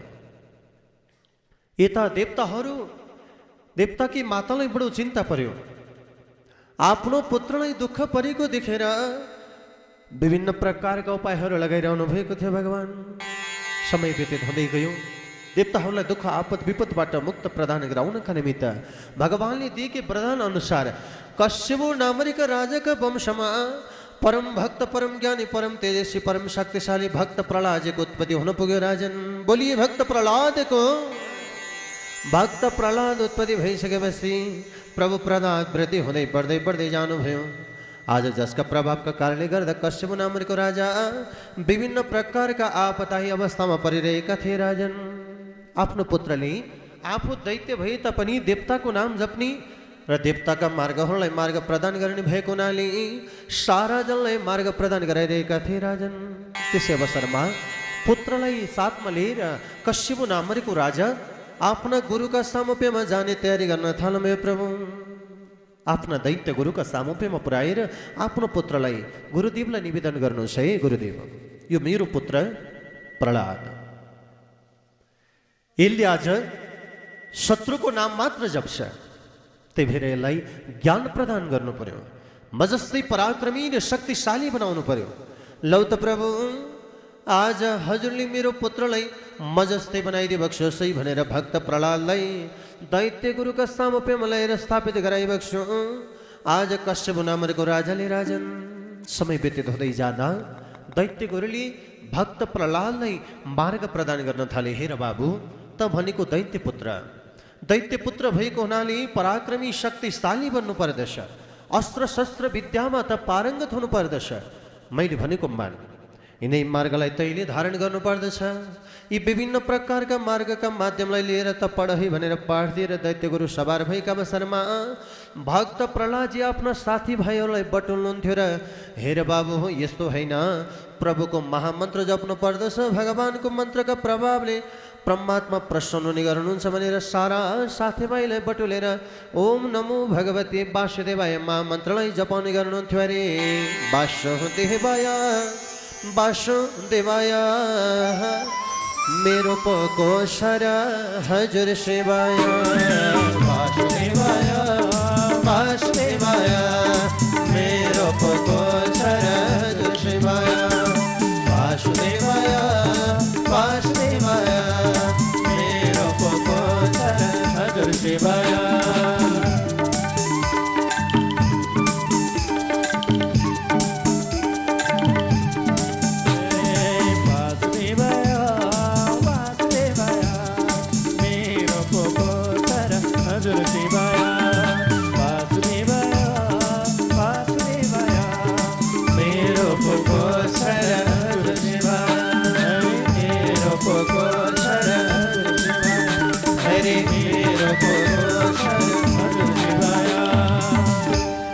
वासुदेव प्रभु परमात्मा ओम नमो भगवते वासुदेवाय भन्दै बारम्बार आफू जप्दै साथीभाइलाई पनि त्यही मन्त्र रटाउने गर्नुहुन्थ्यो प्रभु भक्त प्रहलादजी।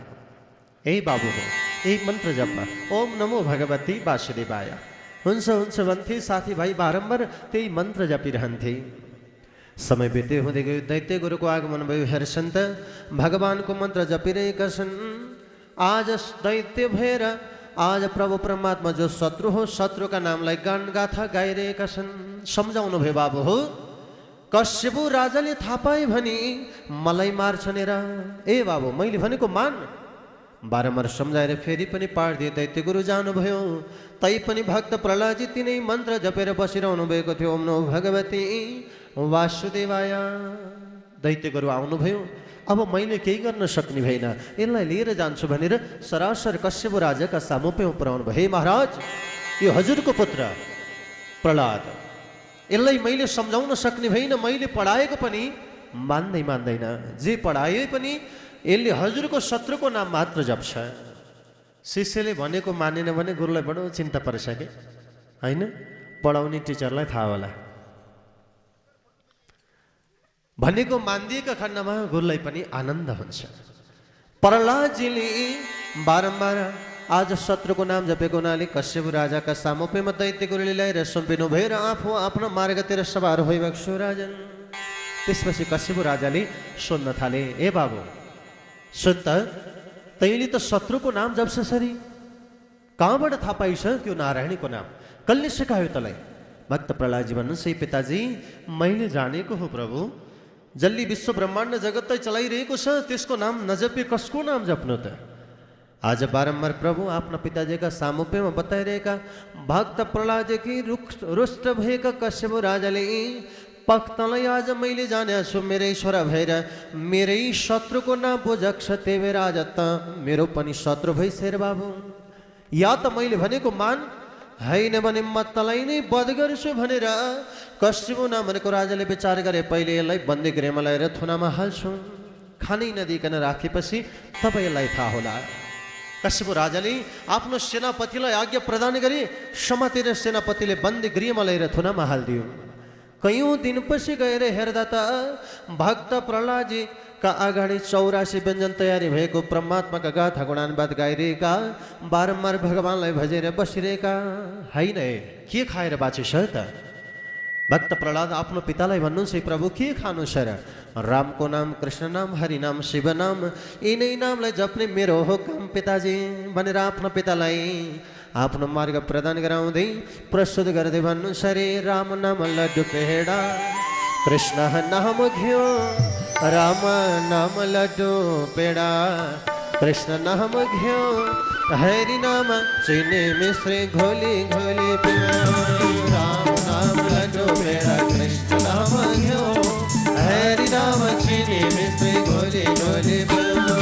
राम नाम लड्डु पेडा, कृष्ण नाम घिउ, हरि नाम चीनी मिश्री घोली घोली पियो।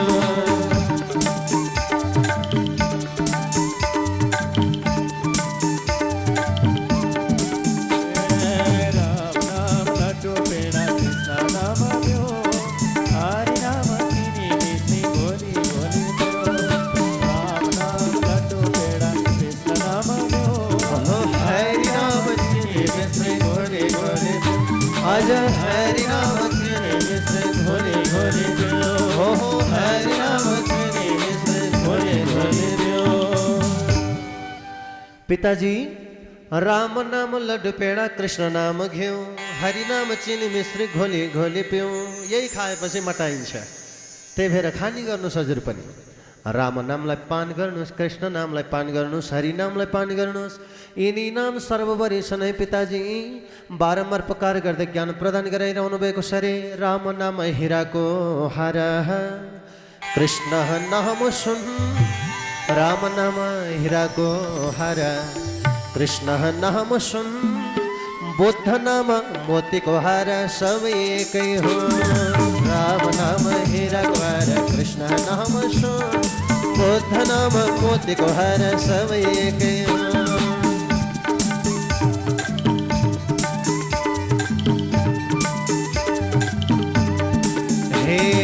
राम नाम हिराको हार, कृष्ण नाम सुन, बुद्ध नाम मोतीको हार, सबै एकै हो। राम नाम हिराको हार, कृष्ण नाम सुन, बुद्ध नाम मोतीको हार, सबै एकै हो। हरे बुद्ध नाम मोतीको हार, सबै एकै हो। हरे बुद्ध नाम मोतीको हार, सबै एकै हो। पिताजी रामको नाम हिराको हार हो प्रभु, कृष्ण नाम सुनको हार, बुद्ध नाम मोतीको हार। जे भए पनि एउटै हो प्रभु। चाहे रामलाई भन्नुहोस्, चाहे कृष्णलाई, चाहे हरिलाई, हजुरले भज्न चाहिँ भन्नुहोस् प्रभु। नबजेका खण्डमा मेरो प्रभु रुष्ट हुनु होला फेरि है पिताजी भन्नुहुन्छ आफ्नो पितालाई। भक्त प्रहलाद बारम्बार सम्झाइरहनु भएको थियो। भक्त प्रहलाददेखि पिता रुष्ट हुन थाले। तँलाई दुष्ट, आफ्नै पितालाई अझ ज्ञान सिकाउँछस्? तँलाई मैले जाने छु, बन्दी गृहमा राखेर तँलाई भएन। आज म तँलाई विशाल पहाडबाट ल्याएर फालिदिन्छु आज्ञा प्रदान गरी। कश्यप राजाका आज्ञालाई सुनेर सेनापतिले विशाल पहाडबाट ल्याएर भक्त प्रहलादलाई फ्याँक्दिँदा भए राजन। तर भगवानको भक्त भएको हुनाले परमात्माले रक्षा प्रदान गर्नुभयो। फेरि भक्त प्रहलादजी पिताजीकै सामोप्यमा आउनुभयो। भगवान भनेको भक्त वत्सल हुनुहुन्छ। दुःख आपद विपद जेसुकै पर्छ भगवानले रक्षा गर्नुहुन्छ। आँटेपछि भक्तलाई पुर्याउनुहुन्छ। हामीले पनि मुक्तिनाथमा गर्नु पर्यो यज्ञ भनेर आँटियो, भगवानले पुर्याइहाल्नुभयो। आँट्नु मात्र पर्यो, पुग्छ। त्यही भएर भक्तलाई भगवानले अवश्य रक्षा गर्नुहुन्छ। फेरि पनि कश्यप नामको राजाले आफ्नो पुत्रलाई, अब यसलाई मैले जाने छु, विभिन्न प्रकारका विषालु जीवजन्तु भएका ठाउँमा ल्याएर खसालिदिन्छु भनेर विषालु जीवजन्तु भएका ठाउँमा ल्याएर छाड्दा भए। तर प्रभु कुनै प्रकारका जीवजन्तुले पनि भक्त प्रहलादलाई केही पनि गरेनन् राजन। फेरि पनि भक्त प्रहलादजी प्रसन्नै आफ्ना पिताजीका सामुप्यमा पाल्नुभयो। केही गर्न खोज्यो, मर्दै मर्दैन। भक्त प्रहलादलाई मार्नका निमित्त फेरि पनि कश्यप नामको राजाले समुद्रमा ल्याएर फाल्ने तयारी गरे। समुद्रमा ल्याएर फाले तापनि शिरशाही प्रभु परमात्मा भगवान लक्ष्मी माताले भक्त प्रहलादलाई जलबाट बाहिर निकालिदिबक्स्यो। भक्त प्रहलादजी सरासर आफ्नै राज्यमा पाल्नुभयो। कश्यप राजालाई आश्चर्य भयो, आश्चर्य छ कि त हे भगवान, जति गरे पनि मर्दैन यो, कसरी मार्ने होला? भक्त प्रहलाद भन्नुहोस्, हे पिताजी, म त मर्नेवाला छैन प्रभु, मलाई त भगवानले रक्षा गरिरहनुहुन्छ। भक्तलाई मैले जाने छु, कसरी मार्नुपर्छ मलाई पनि थाहा छ। आफ्नै बिरुवा आफ्नै पुत्रलाई कसरी वध गरौँ भनेर मैले ठानिरहेको थिएँ, तर आज मलाई क्रोध जागिरहेको छ। अब तेरो भगवानले तँलाई कसरी बचाउँदो रहेछ? भक्त प्रहलादलाई वध गर्नका निमित्त कामना गरेका अवसरमा कश्यप राजाकी बहिनी होलिका आउँदी भइन्। हे दाजु, आज्ञा प्रदान होस् प्रभु, मलाई अग्निले नडराउने यस्तो वरदान मैले पाएकी छु। म मेरो यो भाइ माने भदालाई काखमा लिएर बस्छु, अग्नि प्रज्वलित गरिदिई बक्स्योस्, म त रक्षित हुन्छु। यो चाहिँ अन्त्य हुन्छ। दुष्ट कार्यका लागि लगाइएको त्यो वरदान सार्थक रहेन। त्यो अग्निले स्वयं होलिकालाई अन्त्य तुल्यायो। भक्त प्रहलादजी रक्षित हुनुभयो। त्यसै दिनदेखि होली पर्व मनाउन प्रारम्भ गरियो। होलिका दहन भएका हुनाले खुसियालीका रूपमा मनाइने पर्वलाई होली पर्व भनेर भनिन्छ। आज राजन यसरी होलिकालाई अन्त्य तुल्याइसकेपछि स्वयं कश्यप नामको राजा आज आफ्नो पुत्रलाई वध गर्नका निमित्त हातमा तरबार लिएर तयारी भएर आज जुट्न थाले। राजन, भक्तलाई आज म तँलाई स्वयं मार्छु। है, तँलाई मार्नुभन्दा पूर्व तेरो भगवानलाई मार्छु। कहाँ छ तेरो भगवान? भक्त प्रहलाद भन्नुहोस्, पिताजी, मेरो भगवान त हजुरभित्र पनि छ, म भित्र पनि छ, सर्वत्र छ, जलमा छ, थलमा छ, कणकणमा छ, भगवान व्याप्त छ, अणुमा अणु छ, परमाणु छ भगवान। जहाँ हेऱ्यो वहीँ मेरो भगवानको दर्शन पाउनुहुन्छ। तर प्रभु, ज्ञानका आँखा खोल्नुपर्छ, ज्ञानीलाई भगवानको दर्शन हुँदैन है पिताजी। भक्त प्रहलादले बोल्नु मात्र भएको थियो, दुष्ट, मलाई अज्ञानी भन्छस्?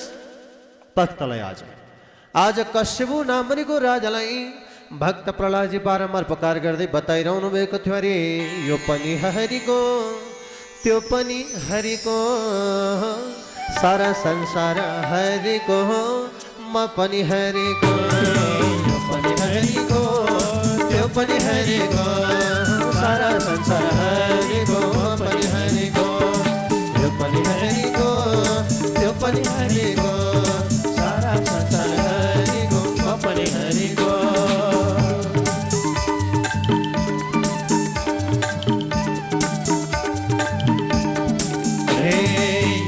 हरिको, त्यो पनि हरिको, सारा संसार हरिको, म पनि हरिको, हरि सारा संसार हरिको, म पनि हरिको, सारा संसार हरिको, म पनि हरिको। पिताजी, सारा संसार जगत चराचर समस्त हरि भगवानको है प्रभु। बारम्बार पुकार गर्दै प्रार्थना गर्दै यावत चरित वृत्तान्त पाखनमयमा प्रस्तुत गर्दै आफ्नो पिताजीलाई मार्ग प्रदान गराउँदै हुनुहुन्छ। भन्ने समय कथा नारायण हरि हरि, श्री कृष्ण गोविन्द हरे मुरारे, हे नाथ नारायण वासुदेव, श्री कृष्ण गोविन्द हरे मुरारे, हे नाथ नारायण वासुदेव, वासुदेवं भज, वासुदेवं भज, वासुदेवं भज, भज भज वासुदेवं, भज वासुदेवं, भज वासुदेवं, देवं कृष्ण वासुदेवाय, परमात्मने प्रणतवेदनाथाय गोविन्दाय नमो नमः। लौ त शौनकादिजन, मैले हजुरलाई चरित्र वृत्तान्त पाखनमयमा प्रस्तुत गर्दै बताउँदै आइरहेको छ भगवान। विभिन्न प्रकारको चरित्र वृत्तान्त पाखनका साथमा कश्यप नामको राजाले आफ्नो पुत्र भक्त प्रहलादलाई मार्ने तयारी गर्न थाले। तर तँलाई भन्दा पहिले तेरो भगवानलाई मार्छौ। कहाँ छ तेरो भगवान?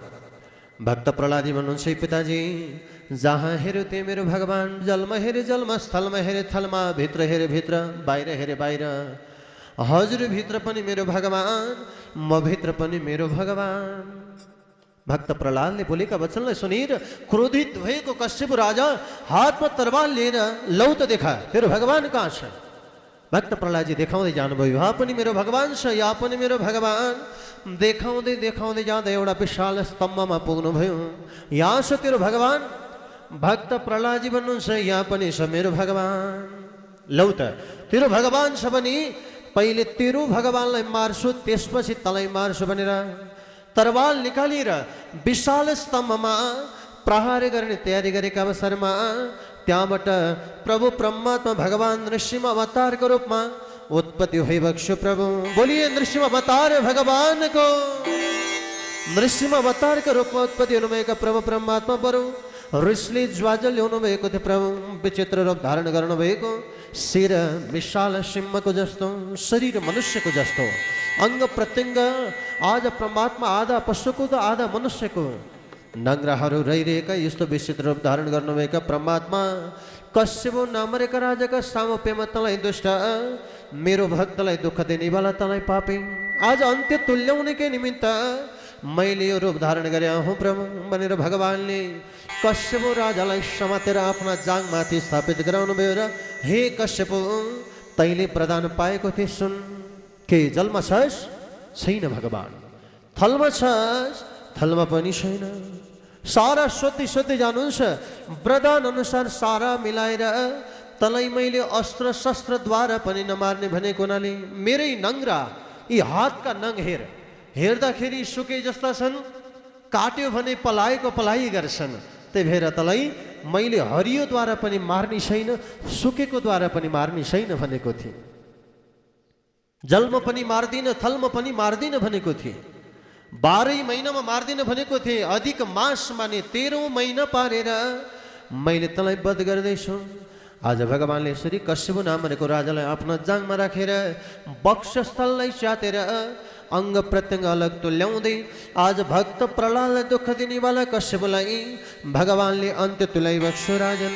यसरी भक्त प्रहलादलाई रक्षा प्रदान गरेको हुनाले भक्त प्रहलादजीका सामोप्यमा प्रभु बडो उरुसले ज्वाजल्य भइरहेका परमात्मालाई प्रसन्न तुल्याउन ब्रह्मा विष्णु महेश्वर लगायतका देवी देवताहरू प्रभु परमात्मा भगवानको सामोप्यमा आउनुभयो। हरि ब्रह्मा बोले, विष्णु बोले, बोले हे 33 कोटी।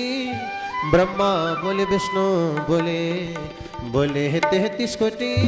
ओ जगर्ण शरण परणाए कैसे। ब्रह्मा बोले, विष्णु बोले, बोले 33 कोटी। ओ जगर्ण शरण परणाए कैसे। ब्रह्मा बोले, विष्णु बोले, बोले 33 कोटी। ओ जगर्ण शरण परणाए कैसे।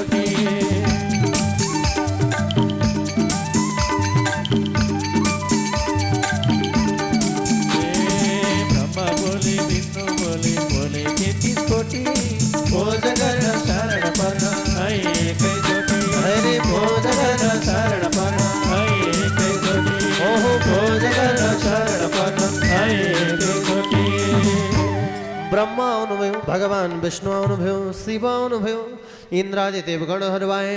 कसैले प्रार्थना गरे केही लागेन। त्यसै अवसरमा भक्त प्रहलादजी प्रभु परमात्मा भगवानलाई पुकार गर्न थाल्नुभयो। न केवलम मे भवत शराजन सबै बलम बलिनाम चा परेशम परे परे मे स्थिर जङ्गमाए ब्रह्मादयो येन वशम प्रणीता। हे प्रभु, ब्रह्मादि देवी देवताहरूले त हजुरलाई बसमा पार्न सकेनन् भने परमात्मा म जस्तो आज तुच्छ भक्तले हजुरलाई कसरी प्रसन्न पार्न सक्नु। अघि आफ्ना पितालाई पनि भक्त प्रहलादले यसरी नै ज्ञान प्रदान गराउनु भएको थियो। हे पिताजी, जगत चराचरलाई रक्षा प्रदान गर्नेवाला मेरे प्रभु परमात्मा हुनुहुन्छ। त्यही मेरो प्रभु उनीको भजन गाउनाले हजुरको रक्षा हुन्छ है पिताजी भनेर सम्झाउँदा नमानेका आज प्रभु कश्यप राजालाई जगतको अधिपति प्रभु परमात्मा भगवानले अन्त्य तुल्याइबक्स्यो राजन। भक्त प्रहलादजीले भगवानलाई पुकार गर्नुभयो। हे प्रभु, म सानो बालक, मैले गरेका पुकारदेखि हजुर प्रसन्न भइबक्स्योस् प्रभु। मैले कसरी स्तुति गर्न सक्छु र भगवान। तैपनि परमात्मा म यो बालकको प्रार्थनालाई स्वीकार गरिबक्स्योस् है प्रभु। बारम्बार पुकार गर्दै प्रार्थना गर्दै जाँदा भक्त प्रहलादले गरेका पुकारदेखि प्रसन्न भएर आज जगतको अधिपति प्रसन्न मुद्रामा आफ्नो भक्त प्रहलादलाई काखमा स्थापित गराइबक्स्यो। हे बाबु, तिमी धन्य छौ। तिम्रो तपका प्रभावले मैले तिमीलाई दर्शन प्रदान गरेँ। भक्त प्रहलादजी भन्नुहुन्छ प्रभु मेरो पिताको पिता नै हो, दुष्ट भई तापनि आज हजुरले अन्त्य तुल्याउनु भयो, तर प्रभु परमधामको बास गराई बक्सला हरि। भगवान भन्नुहोस् हे बाबु जसको कुलमा तिमी जस्तो पुत्रको उत्पत्ति भएको छ त्यसको कुल पनि कहीँ अधोगति पर्छ र बाबु। तिमी धन्दै नमान, तिम्रा 21 कुल परम गति तर्नेछन्, त्यही भएर तिमी चिन्ता नगरे हे बाबु। भगवानले सम्झाइ बसेपछि भक्त प्रहलादजी बारम्बार प्रभुलाई भदै पुकार गर्दै जगतको अधिपतिका गाथा गुणानुवाद गाइरहनु भएको थियो अरे। प्रभु तिम्रो सम्झना आइरहोस्, भजन कीर्तन गाउन मन मलाई लाइरहोस्। प्रभु तिम्रो सम्झना आइरहोस्, भजन कीर्तन गाउन मन लाइरहोस्। प्रभु तिम्रो सम्झना आइरहोस्, भजन कीर्तन गाउन मन लाइरहोस्।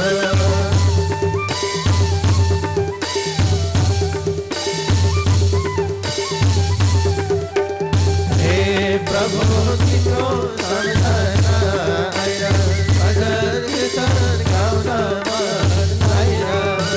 प्रभु तिम्रो सम्झना आइरहोस्, भजन कीर्तन गाउन मन लाइरहोस्। अरे भजन कीर्तन गाउन मन लाइरहोस्, भजन कीर्तन गाउन मन लाइरहोस्। भक्त प्रहलादजी बारम्बार प्रभुलाई भन्दै जगतको अधिपतिका गाथा गुणानुवादहरू गाउँदै हुनुहुन्थ्यो। लौतराजन यसरी विभिन्न प्रकारका लीला रचाउनेवाला प्रभु भक्तका रक्षा प्रदान के निमित्त परमात्मा अवतृत થઈ बक्स्यो। त्यही भएर वैदिक संस्कृति सनातनीय धर्मको परम्परालाई भक्त प्रहलादलाई भगवानले ज्ञान प्रदान गराउनु भयो। राजन सनातन भनेको न तह नाश, उल्टो भन्दाखेरि है हाम्रो त्यस्तो पद्धति र संस्कार छ, त्यस्तो हाम्रो परम्परा र रीतिरिवाज छ जुन संस्कार र पद्धतिका माध्यमले सारा रक्षित हुने गर्दछ। हरे आत्मा ज्ञान हामीले पाएको सनातन धर्म, आत्मा ज्ञान हामीले पाएको सनातन धर्म, आत्मा ज्ञान हामीले पाएको सनातन धर्म।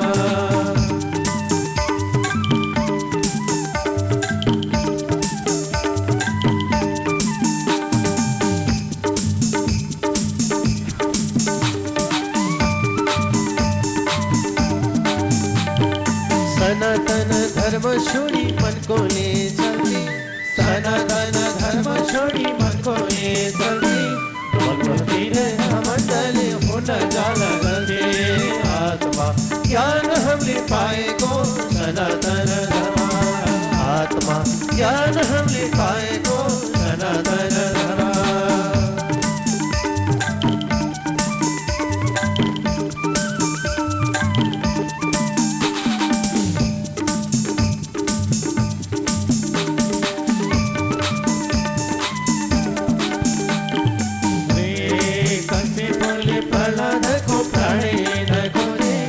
कश्यपले प्रहलादको प्राणै लिन खोजे, तर पनि प्रहलादले सत्यलाई नै रोजे।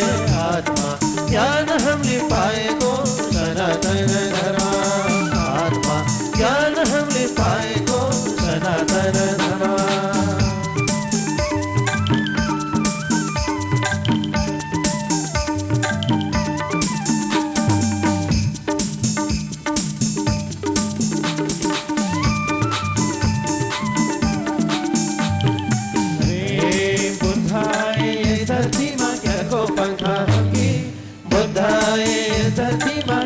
पंखा हमें ओले माती दुष्टको रचाइदो हमें। आत्मा ज्ञान हमले पाएको सनातन धर्म, आत्मा ज्ञान हमले पाएको सनातन धर्म।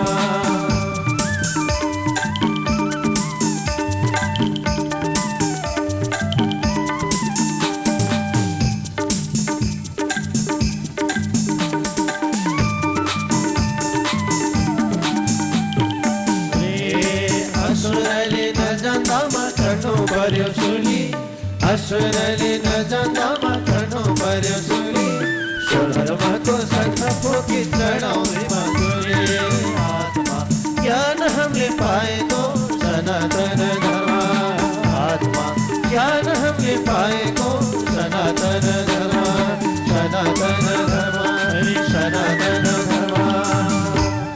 भक्त प्रहलादजीलाई आज प्रभु परमात्माले सनातनीय धर्म पद्धति संस्कार वर्णाश्रमका बारेमा ज्ञान प्रदान गराए बक्सलौ त राजन।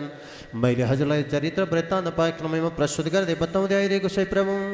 यो सारा चरित्र वृत्तान्त पाठ्यक्रममा सुखदेव स्वामी परीक्षित राजालाई त नैमिषारण्य क्षेत्रमा शुद्ध शौनकादि मुनिहरूलाई प्रस्तुत गर्दै बताउँदै हुनुहुन्छ। भन्ने सम्ने कथा नारायण हरे हरे। लौ त शौनकादि जन मैले हजुरलाई चरित्र वृत्तान्त पाठ्यक्रममा प्रस्तुत गर्दै बताउँदै आइरहेको छु। भगवान सुखदेव स्वामी परीक्षित राजालाई नैमिषारण्य क्षेत्रमा शुद्ध शौनकादि मुनिहरूलाई यो चरित्र वृत्तान्त पाठ्यक्रममा प्रस्तुत गर्दै बताइरहनु भएको छ। भक्त प्रहलादजीलाई नृसिंह अवतार प्रभु परमात्मा भगवानले वर्णाश्रम धर्महरूका ज्ञान चरित्र प्रस्तुत गरेर बताइबक्स्यौँ। 4 प्रकारका वर्णाश्रमहरू, जसमध्ये पहिलो वर्ण आश्रम ब्रह्मचर्य आश्रम। ब्रह्मचर्य आश्रम भनेको ब्रह्मचर्यमा रहनु, गुरुकुलका सामुप्यमा गुरुका सामुप्यमा रहनु, वैदिक संस्कृति विद्यार्जन गर्नु, आज गुरुले बताएका मार्गमा रहेर विभिन्न प्रकारका शिक्षाहरूलाई हासिल गर्दै 25 वर्षको उमेरसम्म खुब पढिरहनु, यसलाई ब्रह्मचर्य आश्रम भनिन्छ। अघि अघि गुरुकुल आश्रममा गएर पढ्ने परम्परा र पद्धति थियो, विद्यालयहरू थिएनन्, त्यही भएर गुरुकुल आश्रमको आश्रयमा विद्यार्जन गरिन्थ्यो। अहिले पनि गुरुकुल सही विद्यार्थी घरमा छोराछोरी पढेनन् भने होस्टेल राख्ने चलन छ कि हैन? त्यो होस्टेल भनेको अहिलेको आधुनिक गुरुकुल हो। पहिले गुरुकुलमा राख्ने गरिन्थ्यो। विद्यार्थीका 5 प्रकारका लक्षण हुन्छन्, ती लक्षण अनुसार गुरुकुल एउटा लक्षणमा पर्दछ। काक चेष्टा वको ध्यानम श्वान निन्द्र तथैव च स्वल्पहारी गृह त्यागी विद्यार्थी पञ्चलक्षणम। 5 प्रकारका लक्षण हुन्छन्, विद्यार्थीहरूमा यी 5 प्रकारका लक्षण हुनु पर्दछ। काक चेष्टा माने काग जस्तो टाठो हुनु पर्दछ। काग बेनीतिर काग धेरै पाइन्छन् हो। काक चेष्टा वको ध्यानम, बकुल्लाको जस्तो ध्यान हुनुपर्छ। निदाए झैँ गर्दछ, पानीमा बसेको बकुल्लाले माछो भित्र थापाइहाल्छ र च्याप्प समातिहाल्छ, बकुल्लाको जस्तो ध्यान। श्वान निन्द्रा, कुकुरको जस्तो निन्द्रा, सुते झैँ गर्छ तर चोर आयो भनेपछि खसाखसो गरेपछि थापाइहाल्छ, भुक्न थालिहाल्छ।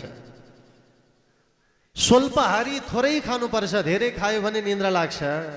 बुझ्नुभयो हो? तीर्थ गर्न आउने धेरै धेरै खाने भयो भने त सुतै भइहाल्ला नि फेरि। स्वल्पहारी, थोरै खानु। गृह त्यागी, घरदेखि बाहिर रहेर पढ्नु विद्यार्थी। पञ्चलक्षणम, विद्यार्थीका 5 वटा लक्षणहरू यी हुन्। यी 5 वटा लक्षण भएमा विद्यार्थीले तब मात्र पढ्छ। त्यही अनुसार गृहस्थ आश्रम, ब्रह्मचर्य आश्रम, वानप्रस्थ आश्रम, सन्यास आश्रम, यी 4 प्रकारका आश्रमहरू छन्। पहिलो आश्रम ब्रह्मचर्य आश्रम। ब्रह्मचर्यमा रहनु, 25 वर्षसम्म खुब पढ्नु। शैशवे भेस्त विद्यानाम यौवने विषयैश्रणाम वार्धके मुनिवृत्तानाम योगनान्ते तनुत्यजाम। शैशव अवस्थामा खुब पढ्नु अरे, यौवन अवस्थामा विषय भोग आनन्द भोग्नु, वृद्ध अवस्थामा भगवानलाई भज्नु, अन्तिम अवस्थामा योगका माध्यमले शरीरलाई त्याग्नु। त्यही भएर अहिलेदेखि अभ्यास गराएको कि मुक्तिनाथ ल्याउने। बुढेसकाल लागेपछि यतै आउने हो, तप गर्ने र प्राण त्याग्ने हो नि विचार गर्नु होला। बुढेसकाल लाग्यो, अब सक्दिनँ होइन, अहिले त बाटो पनि रहेछ यति राम्रो। म विचार गर्नको लागि त्यो बाटो गाडी चढेर आएको, सबैलाई प्लेनमा पठाएँ, म चाहिँ गाडीमा आएँ। कस्तो भएछ त मुक्तिनाथको बाटो।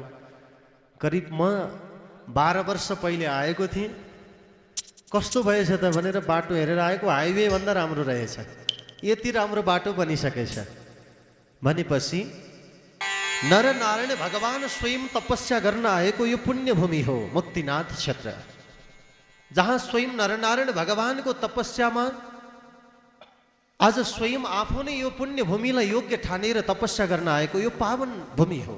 त्यही भएर यो त्यस्तै पवित्र भूमि छ, जहाँ एकपटक दर्शन गर्न आउनाले मात्र पनि कयौं जन्मका पापहरू हरण हुन्छन् हाम्रा।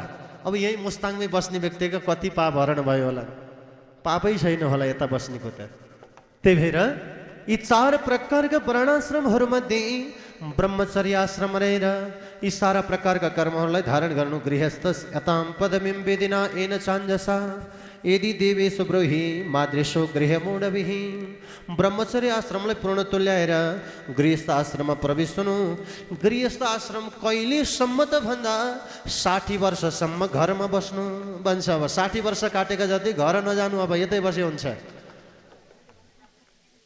कसको काटेको छ मलाई भन्नु, यतैतिर घर खोजिदिउँला एउटा बरु बस। 60 वर्ष काटेपछि घरमा मेरो भन्ने भावना त्याग्नु अरे के है। अनि 60 वर्षसम्म गृहस्थ धर्ममा रहेर गृहस्थ धर्म कार्य रिवाजलाई चलाउनु। गृहस्थ धर्म भनेको के हो त भन्दा छोराछोरीलाई राम्रोसँग पढाउनु, राम्रोसँग ज्ञान दिनु, अर्थी दिनु, उपदेश दिनु। धन जम्मा गरेर राख्ने होइन। माता पिताले छोराछोरीका लागि धन जम्मा गरियो भने छोराछोरी बिग्रन्छन्। योग्य शिष्टाचार र नीति नियम सिकाउनु पर्छ। त्यसले व्यक्ति मानिस सन्तान बन्दछन्। कस्तो त भन्दा सज्जनको सङ्गत गर्न सिकाउनु पर्दछ, दुर्जनका सङ्गतबाट वञ्चित गराउनु पर्दछ है। सानो छँदा हाम्रो नाम बाबु अनि नानी, सानो छँदा हाम्रो नाम बाबु अनि नानी, ठुलो भयो बिग्री गयो आफै जानी। सानो छँदा हाम्रो नाम बाबु अनि नानी, ठुलो भयो बिग्री गयो आफै जानी जानी।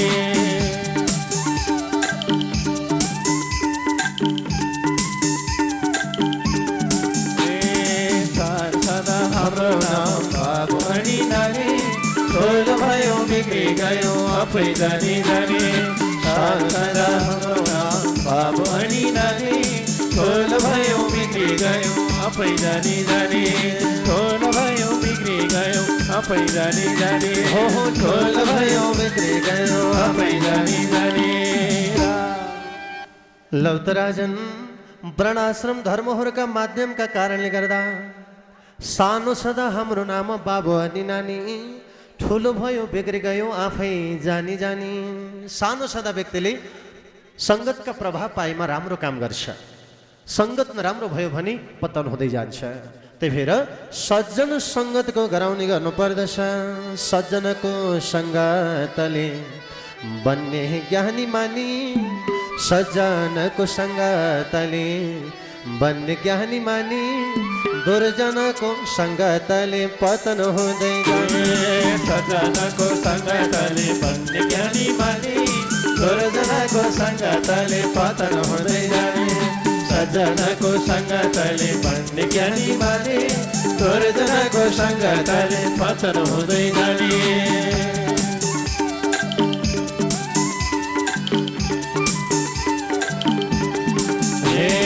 सज्जनको सङ्गतले बन्ने ज्ञानी मानी, दुर्जनको सङ्गतले पतन हुँदै जाने। सज्जनको सङ्गतले बन्ने ज्ञानी मानी, दुर्जनको सङ्गतले पतन हुँदै जाने। हो दुर्जनको सङ्गतले पतन हुँदै जाने। हो दुर्जनको सङ्गतले पतन हुँदै जाने।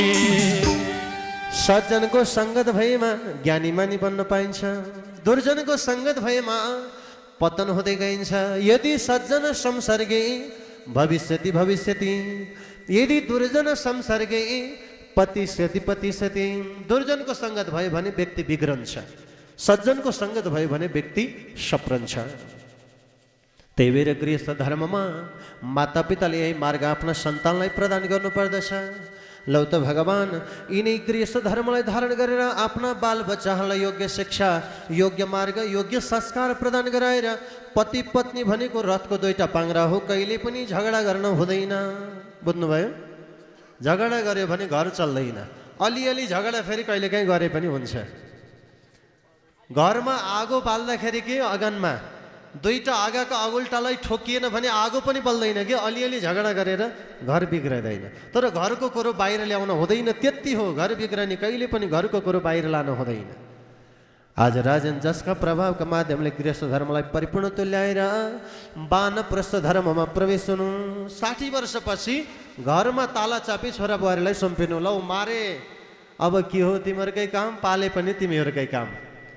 खान मन लाए खुवाउन मन लाए देऊ, अब नदिए पनि हरि गुण गाथा गाउँछौँ ल भइगयो भन्नु सुम्पिएर बस्नु अरे यस्तो अरे है। त्यसपछि वानप्रस्थ धर्मलाई अघि बढाउँदै गएर अन्तिम अवस्थामा सन्यास धर्मलाई धारण गर्दै योग वृत्तिका मार्गद्वारा प्रभु परमात्मा भगवानलाई भजेर हर हमेशा परमात्माका गाथा गुणानुवादहरू गाउँदै परम गति र परम मुक्तिको कामना गरेर परमात्मालाई भन्दै शरीरलाई त्याग्नु। यी वर्णाश्रम धर्मका चरित्र ज्ञान मैले हजुरलाई प्रस्तुत गरेँ भगवान भनेर सुखदेव स्वयं परीक्षित राजालाई यी विभिन्न प्रकारका वर्णाश्रम धर्मका चरित्र वृत्तान्त प्रस्तुत गर्दै बताउँदै आइरहनु भएको छ। राजन गृहस्थी होस् या जुनसुकै व्यक्ति वर्णाश्रमको व्यक्ति होस् सदा सर्वदा सत्य बोल्ने गर्नुपर्दछ। सत्य नै सर्वोपरि छ, झुट कहिल्यै बोल्नु हुँदैन। सत्कर्ममा चल्नु पर्दछ, तीर्थाटन गर्नुपर्दछ, दान दिनुपर्दछ, अतिथि देवो भव अतिथिको सेवा सत्कार गर्ने गर्नुपर्दछ। अतिथिभन्दा ठुलो अरू कोही पनि छैन, त्यही भएर अतिथिलाई देवता समान मानिन्छ। मातृदेवो भव पितृदेवो भव, आफ्ना माता पिताको सेवा सत्कार गर्नुपर्छ। जननी जन्मभूमि स स्वर्गदपि गरिएसी, आफ्नो जन्म दिने आमा र जन्मभूमिलाई स्वर्ग जस्तै बनाउनु पर्छ र स्वर्गभन्दा श्रेष्ठ ठान्नु पर्दछ। जुनसुकै वर्णाश्रममा रहे तापनि सत्यता हामीमा सत्यता हुनुपर्दछ, दयाभाव हुनुपर्दछ। दयाभाव बिनाको मान्छे मान्छे होइन, हामीमा त्यो दयाभाव जगाउनु पर्दछ। सबैलाई करुणाभाव वर्षा गर्नुपर्दछ। व्रतहरूमै उत्तम व्रत एकादशी व्रत बस्ने गर्नुपर्दछ। शौच आचरणमा शरीरलाई पवित्रता राख्ने गर्नुपर्दछ। गृहस्थीहरूले व्रत एकादशी छोड्नु हुँदैन। तीर्थ जानु पर्यो भने सबै तीर्थ भ्रमण गर्दै गर्दै गएका खण्डमा काशी नम्रका तीर्थलाई छोड्नु हुँदैन। हरि व्रत बस्नु एकादशी, तीर्थ जानु काशी, व्रत बस्नु एकादशी, तीर्थ जानु काशी, पाप सबै नाश हुन्छ हुम्ला बिना। व्रत बस्नु एकादशी, तीर्थ जानु काशी, पाप सबै नाश हुन्छ हुम्ला बिनासी। व्रत बस्नु एकादशी, तीर्थ जानु काशी, पाप सबै नाश हुन्छ हुम्ला बिनासी।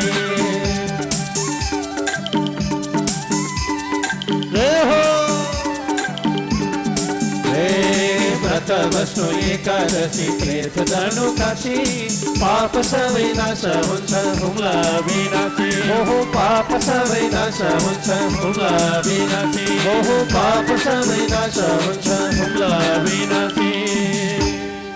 व्रत बस्नु एकादशी, तीर्थ जानु काशी, पाप सबै नाश हुन्छ हुम्ला विनाशी। यिनै मार्गलाई आत्मसात गरेर परमात्मालाई भजेका खण्डमा परम मुक्ति पदको प्राप्ति हुन्छ। तितिक्षा युक्त आहार व्यवहारमा विचार पुर्याउने गर्नुपर्दछ। सरलता, व्यक्तिमा सरल स्वभाव हुनुपर्दछ।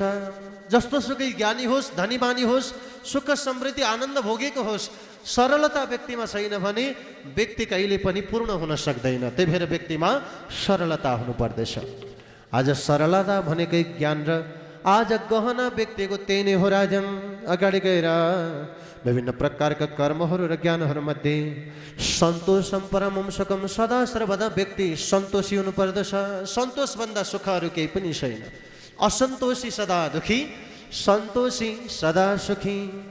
जीवनमा सदा सर्वदा सन्तोषी हुनुपर्दछ। ब्रह्मचर्यमा रहनु, दान दिनु यो जीवनको एउटा चक्र हो। राजन स्वाध्याय, आफूले गरेका कर्मलाई प्रत्येक दिन विचार गर्ने गर्नु। बिहान उठेदेखि बेलुकासम्म मैले के गरेँ मध्येका काममा कति काम राम्रा गरेँ, कति काम नराम्रा गरेँ। जति नराम्रा काम गरेँ भोलि यसरी नराम्रा काम मैले दोहोऱ्याउने छैन भनेर स्वाध्याय गर्नु, राम्रा कामलाई धारण गर्नु, यसैलाई स्वाध्याय भनिन्छ। आज राजन यसरी नै विभिन्न प्रकारका कर्महरूमध्ये सकाम कर्मलाई त्यागेर निष्काम कर्ममा प्रवेश हुने गर्नु। निष्काम कर्म भनेको आशा रहित कर्म गर्नु। आशा राखेर काम गरियो र मागेको चिज पुगेन भने दुःख पर्छ के व्यक्तिलाई। त्यही भएर आशै नलिकन कर्म गर्नुपर्दछ। शास्त्रले निषिद्ध कर्म गरेका चिजहरूलाई त्याग्नु। यो नगर ऊ नगर भनेर वेद उपनिषद पुराणहरूले शास्त्रले बताएका छन्, ती चिजलाई त्याग्नु। मौनम, सकेसम्म थोरै बोल्नु, अर्कालाई थोरै बोल्नु भन्नु, आफू चाहिँ धेरै बोल्नु है। सम्भवतः नराम्रा चिजहरू नबोल्नु, सकेसम्म थोरै बोल्ने प्रयत्न गर्नु, सकिन्छ भने हप्ताको एक दिन मौन व्रत राख्ने गर्नु। कारण के हो त भन्दा हाम्रो शरीरको शक्ति दुई चिजबाट जाने गर्छ, एउटा बोलेर अर्को हेरेर। आँखाबाट शक्ति जान्छ र मुखबाट बोलेर शक्ति गइरहेको हुन्छ। शक्ति वृद्धिका निमित्त सकेसम्म कम बोल्ने गर्नुपर्दछ, सकेसम्म कम धेर हेर्ने गर्नुपर्दछ। फुर्सद भएपछि आँखा चिम्लेर बसिहाल्ने, फुर्सद भएपछि नबोल्ने, यो अभ्यासले हामीमा शक्ति वृद्धि गर्छ। आत्मविचार, आफ्नो आत्मालाई आफैले विचार गर्ने गर्नु। कहाँ थियो बास अघि मको थिएँ, कसो हुँदायो पिजडा लिँदो भए, कहाँ छ जानु कुन साथ लिकन, तलाई मालुम छ कि यो कुरा मना। यो जन्म लिनुभन्दा पहिले म कहाँ थिएँ, के कारणले जन्म लिएँ, जन्म लिन पनि मुस्ताङमै किन आएँ है, जन्म लिनै पनि बुटोलमा किन पुगेँ, जन्मै लिन पनि पोखरामा किन पुगेँ। विचार गर्नुपर्ने कुरा छ नि। जन्मै लिन पनि नेपालमै किन जन्म लिएँ। नेपाल भनेको आर्यवर्त भूमि हो, धेरै जन्मका पुण्यका प्रभावले मात्र नेपालमा जन्म लिन पाइन्छ। जहाँ शालिग्राम नदी, चक्र नदी बगिरहेकी छन्, जहाँ जुन नदीले घर घरलाई पवित्र तुल्याउने गर्छन्। त्यही भएर यो मुक्ति क्षेत्र हो। जुन राष्ट्रमा जन्म लिएपछि सत्काम गरियो भने परम मुक्ति पदको प्राप्ति हुन्छ। लौतराजन, त्यही भएर आत्मविचार गर्ने गर्नु। कहाँ थियो बास अघि मको थिएँ, कसो हुँदा यो पिजडा लिँदो भए, कहाँ छ जानु कुन साथ लिकन, तलाई मालुम छ कि यो कुरा मना। मरेपछि कहाँ जाने हो, भारी कति भएको छ लिएर जाने के हो, के जान्छ त मरेपछि। हामीले पाप आर्जन गरेका छौँ भने पाप जान्छ, सत्कर्म आर्जन गरेका छौँ भने सत्कर्म जान्छ। धन सम्पत्ति, नाता गोता, बन्धु बान्धव, इष्ट मित्र, जाय जेठा जति जम्मा गरिएको छ यो त सारा संसारमै छुट्छ। त्यही भएर परोपकार गर्नुपर्छ, अर्काको हित हुनेवाला कर्म गर्नुपर्छ, सेवा रूपी भावना जगाउनुपर्छ, अर्कालाई हित हुनेवाला कर्ममा लाग्नु पर्दछ। संसारमा मरेपछि यो शरीर पाञ्च भौतिक यहीँ लड्छ। सूक्ष्म शरीर माने आत्मा परमात्मामा गएर संयोग हुन्छ। जतिसुकै राम्रो होस्, जतिसुकै धनी होस्, जतिसुकै सुख सुविधा आनन्द भोग भोग्नेवाला होस्, यो शरीर त्यो काल आइसकेपछि कसैको केही लाग्दैन। इन्द्रै बिन्ती गरून् झुकेर पदमा, त्यो बिन्ती मान्दैन त्यो, आयो टप्प टिप्यो लग्यो मिति पुग्यो, टारेर टर्दैन त्यो, त्यसलाई कसैले टार्न सक्दैन, कसैले छेक्न सक्दैन, कसैले रोक्न सक्दैन। त्यो काललाई कसैले न अहिलेसम्म रोकेको छ, न कसैले पछि गएर रोक्न सक्छ।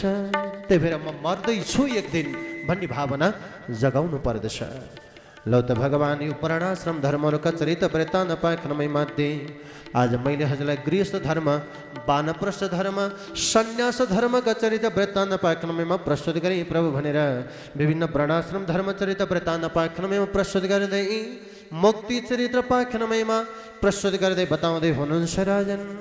लौ त प्रभु अब रह्यो सन्यास धर्म। जोगी बन्दैमा, साधु सन्त बन्दैमा कहिले पनि मुक्ति मिल्दैन। हाम्रो भावना माने मन बदल्दैन, कपडा मात्र बदल्छौँ भने त्यो कपडाले व्यक्तिलाई कहिले पनि परमधामको बास हुँदैन है। विचार गर्नुपर्ने कुरा यो। हामी धेरै देख्छौँ जोगीहरू, साधु सन्तहरू, कपडा बदल्दैमा मुक्ति हुने हो, खरानी धस्दैमा मुक्ति हुने हो भने, तातो खरानी पायो भने बिरालो र कुकुर लम्पसार पर्छ, के कुकुर मुक्ति हुन्छ र? हाम्रा भावना परिवर्तन हुनुपर्छ, कपडामा होइन, विचारमा परिवर्तन हुनुपर्छ, वेशभूषामा होइन है। जसका कारणले हामीलाई परम गति परम मुक्ति पदको प्राप्ति हुन्छ। त्यही भएर वेशले होइन, विचारले, आज आफ्ना भावना सहित सत्कर्मका प्रभावले हामीलाई परम गति मुक्ति पदको प्राप्ति गराउँदछ। देवी देवता धेरै छन्, चाहे रामलाई भजौँ, चाहे कृष्णलाई भजौँ, चाहे हरिलाई भजौँ, चाहे शिवलाई भजौँ, चाहे देवीलाई भजौँ, चाहे भगवान बुद्धलाई भजौँ, जुनसुकै देवी देवतालाई भजे तापनि सबैको लक्ष्य भनेको एउटै हो, परमधामको प्राप्ति। त्यही भएर एउटै भावना लिएर हामी हिँडिरहेका छौँ। सबैको कर्म, सबैको विचार, सबैको ध्येय एउटै छ।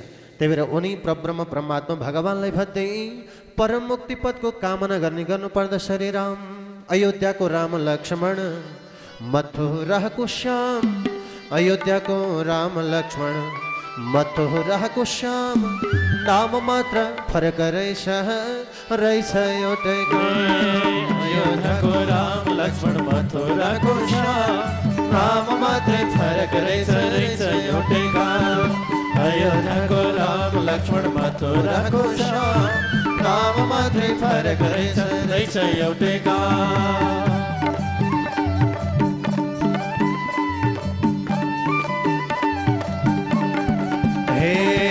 अयोध्याको राम लक्ष्मण मथुराको श्याम नाम मात्रै फरक रहेछ रहेछ एउटै काम अयोध्याको राम लक्ष्मण मथुराको श्याम नाम मात्रै फरक रहेछ रहेछ एउटै काम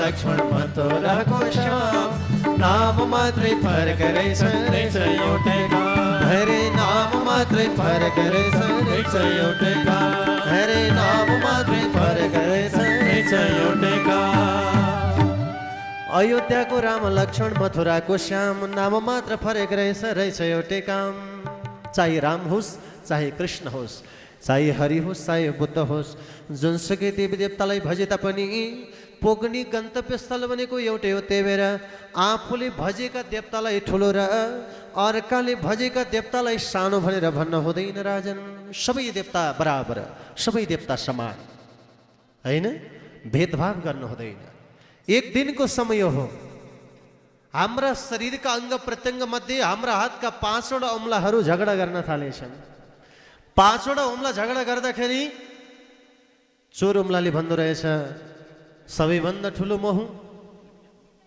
अर्को औँलाले भन्छ सबैभन्दा ठुलो म हुँ कान्छी औँलाले भन्छ सबैभन्दा ठुलो म हुँ बुढी औँलाले भन्छ सबैभन्दा ठुलो म हुँ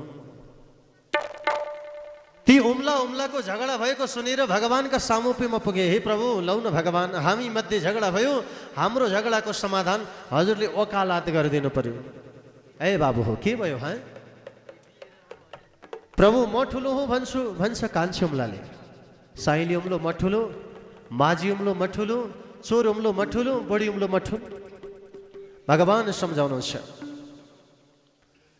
कान्छी औँलाले के भनेछ प्रभु कृष्ण अवतार धारण गर्दाखेरि 7 वर्षको उमेरमा 7 दिन 7 रातसम्म गोवर्धन पर्वत उठाउने मै पो हुँ त्यही भएर ठुलो त म हुँ होइन र भगवान भन्नु रहेछ अर्को ए प्रभु स्वयंवर गर्दाखेरि त्यो औँठी लगाएर स्वयंवर गर्ने उम्लो म नै हुँ प्रभु त्यही भएर म ठुलो नभए को हुनु त माझको उम्लो यी अरूका अगाडि मैले के कुरा गर्नु त्यसै म ठुलो त्यही भएर यिनीहरूका अगाडि म बोल्नु नै पर्दैन चोर उम्लो भन्छ म त जन जगतको अधिपति प्रभु परमात्मा नारायण भगवानको हातमा सुदर्शन चक्र रेगाउने वाला उम्लो हुँ त्यही भएर म भन्दा ठुलो को हुन सक्छ र बुढी उम्लो भन्छ ए तिमीहरू कुरा नगर कंगालदेखि धनमालसम्म बनाउने मै हो जग्गा जमिन घर घडेरी जति छ मैले गएर लाल पूर्जामा लेप्चे नलाइकन त ठुलो हुँदै हुँदैनस् त्यही भएर म बिना को हुन्छ र ठुलो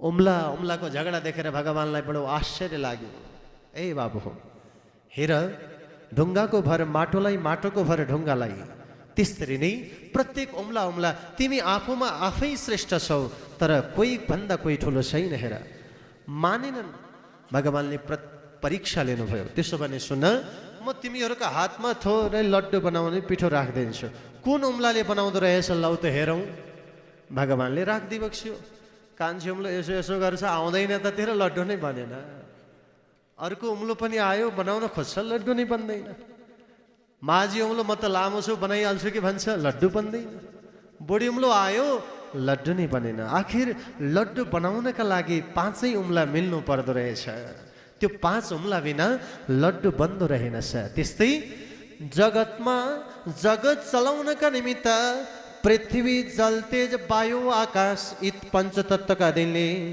यो शरीर चलिरहेको छ यो शरीर चलाउने वाला परब्रह्म परमात्मा भगवान जसले जगत प्रपञ्च चराचरलाई चलाइरहेको छ त्यही भएर घमण्ड गर्नु आफूमा अहम नतालिनु, यो बेकारको बात हो बाबु भनेर साराका घमण्डलाई परमात्माले चूर्ण तुल्याइबक्छ। त्यही भएर संसारमा कहिले पनि घमण्ड लिन हुँदैन, अहङ्कार भावनालाई ग्रहण गर्न हुँदैन, मैले मात्र सक्छु भन्ने यो विश्वास लिन हुँदैन। मैले पनि सक्छु, म मात्र सक्छु भन्ने भावनालाई त्याग्नु पर्दछ, त्यो भनेको अहङ्कार हो। मैले सक्छु भन्ने पूर्ण विश्वास यो भनेको भावना हो। त्यही भएर यी प्रकारका भावनाका माध्यमले यी वर्णाश्रम धर्महरू चल्नु पर्दछ भनेर विभिन्न प्रकारका वर्णाश्रम धर्मसहित विभिन्न प्रकारका ज्ञान चरित्र वृत्तान्तका साथमा सुखदेव स्वामी परीक्षित राजालाई यी सारा चरित्र वृत्तान्त पाख्नमयमा प्रस्तुत गरेर बताउँदै हुनुहुन्छ। भन्ने सम्कथा नारायण हरि हरि।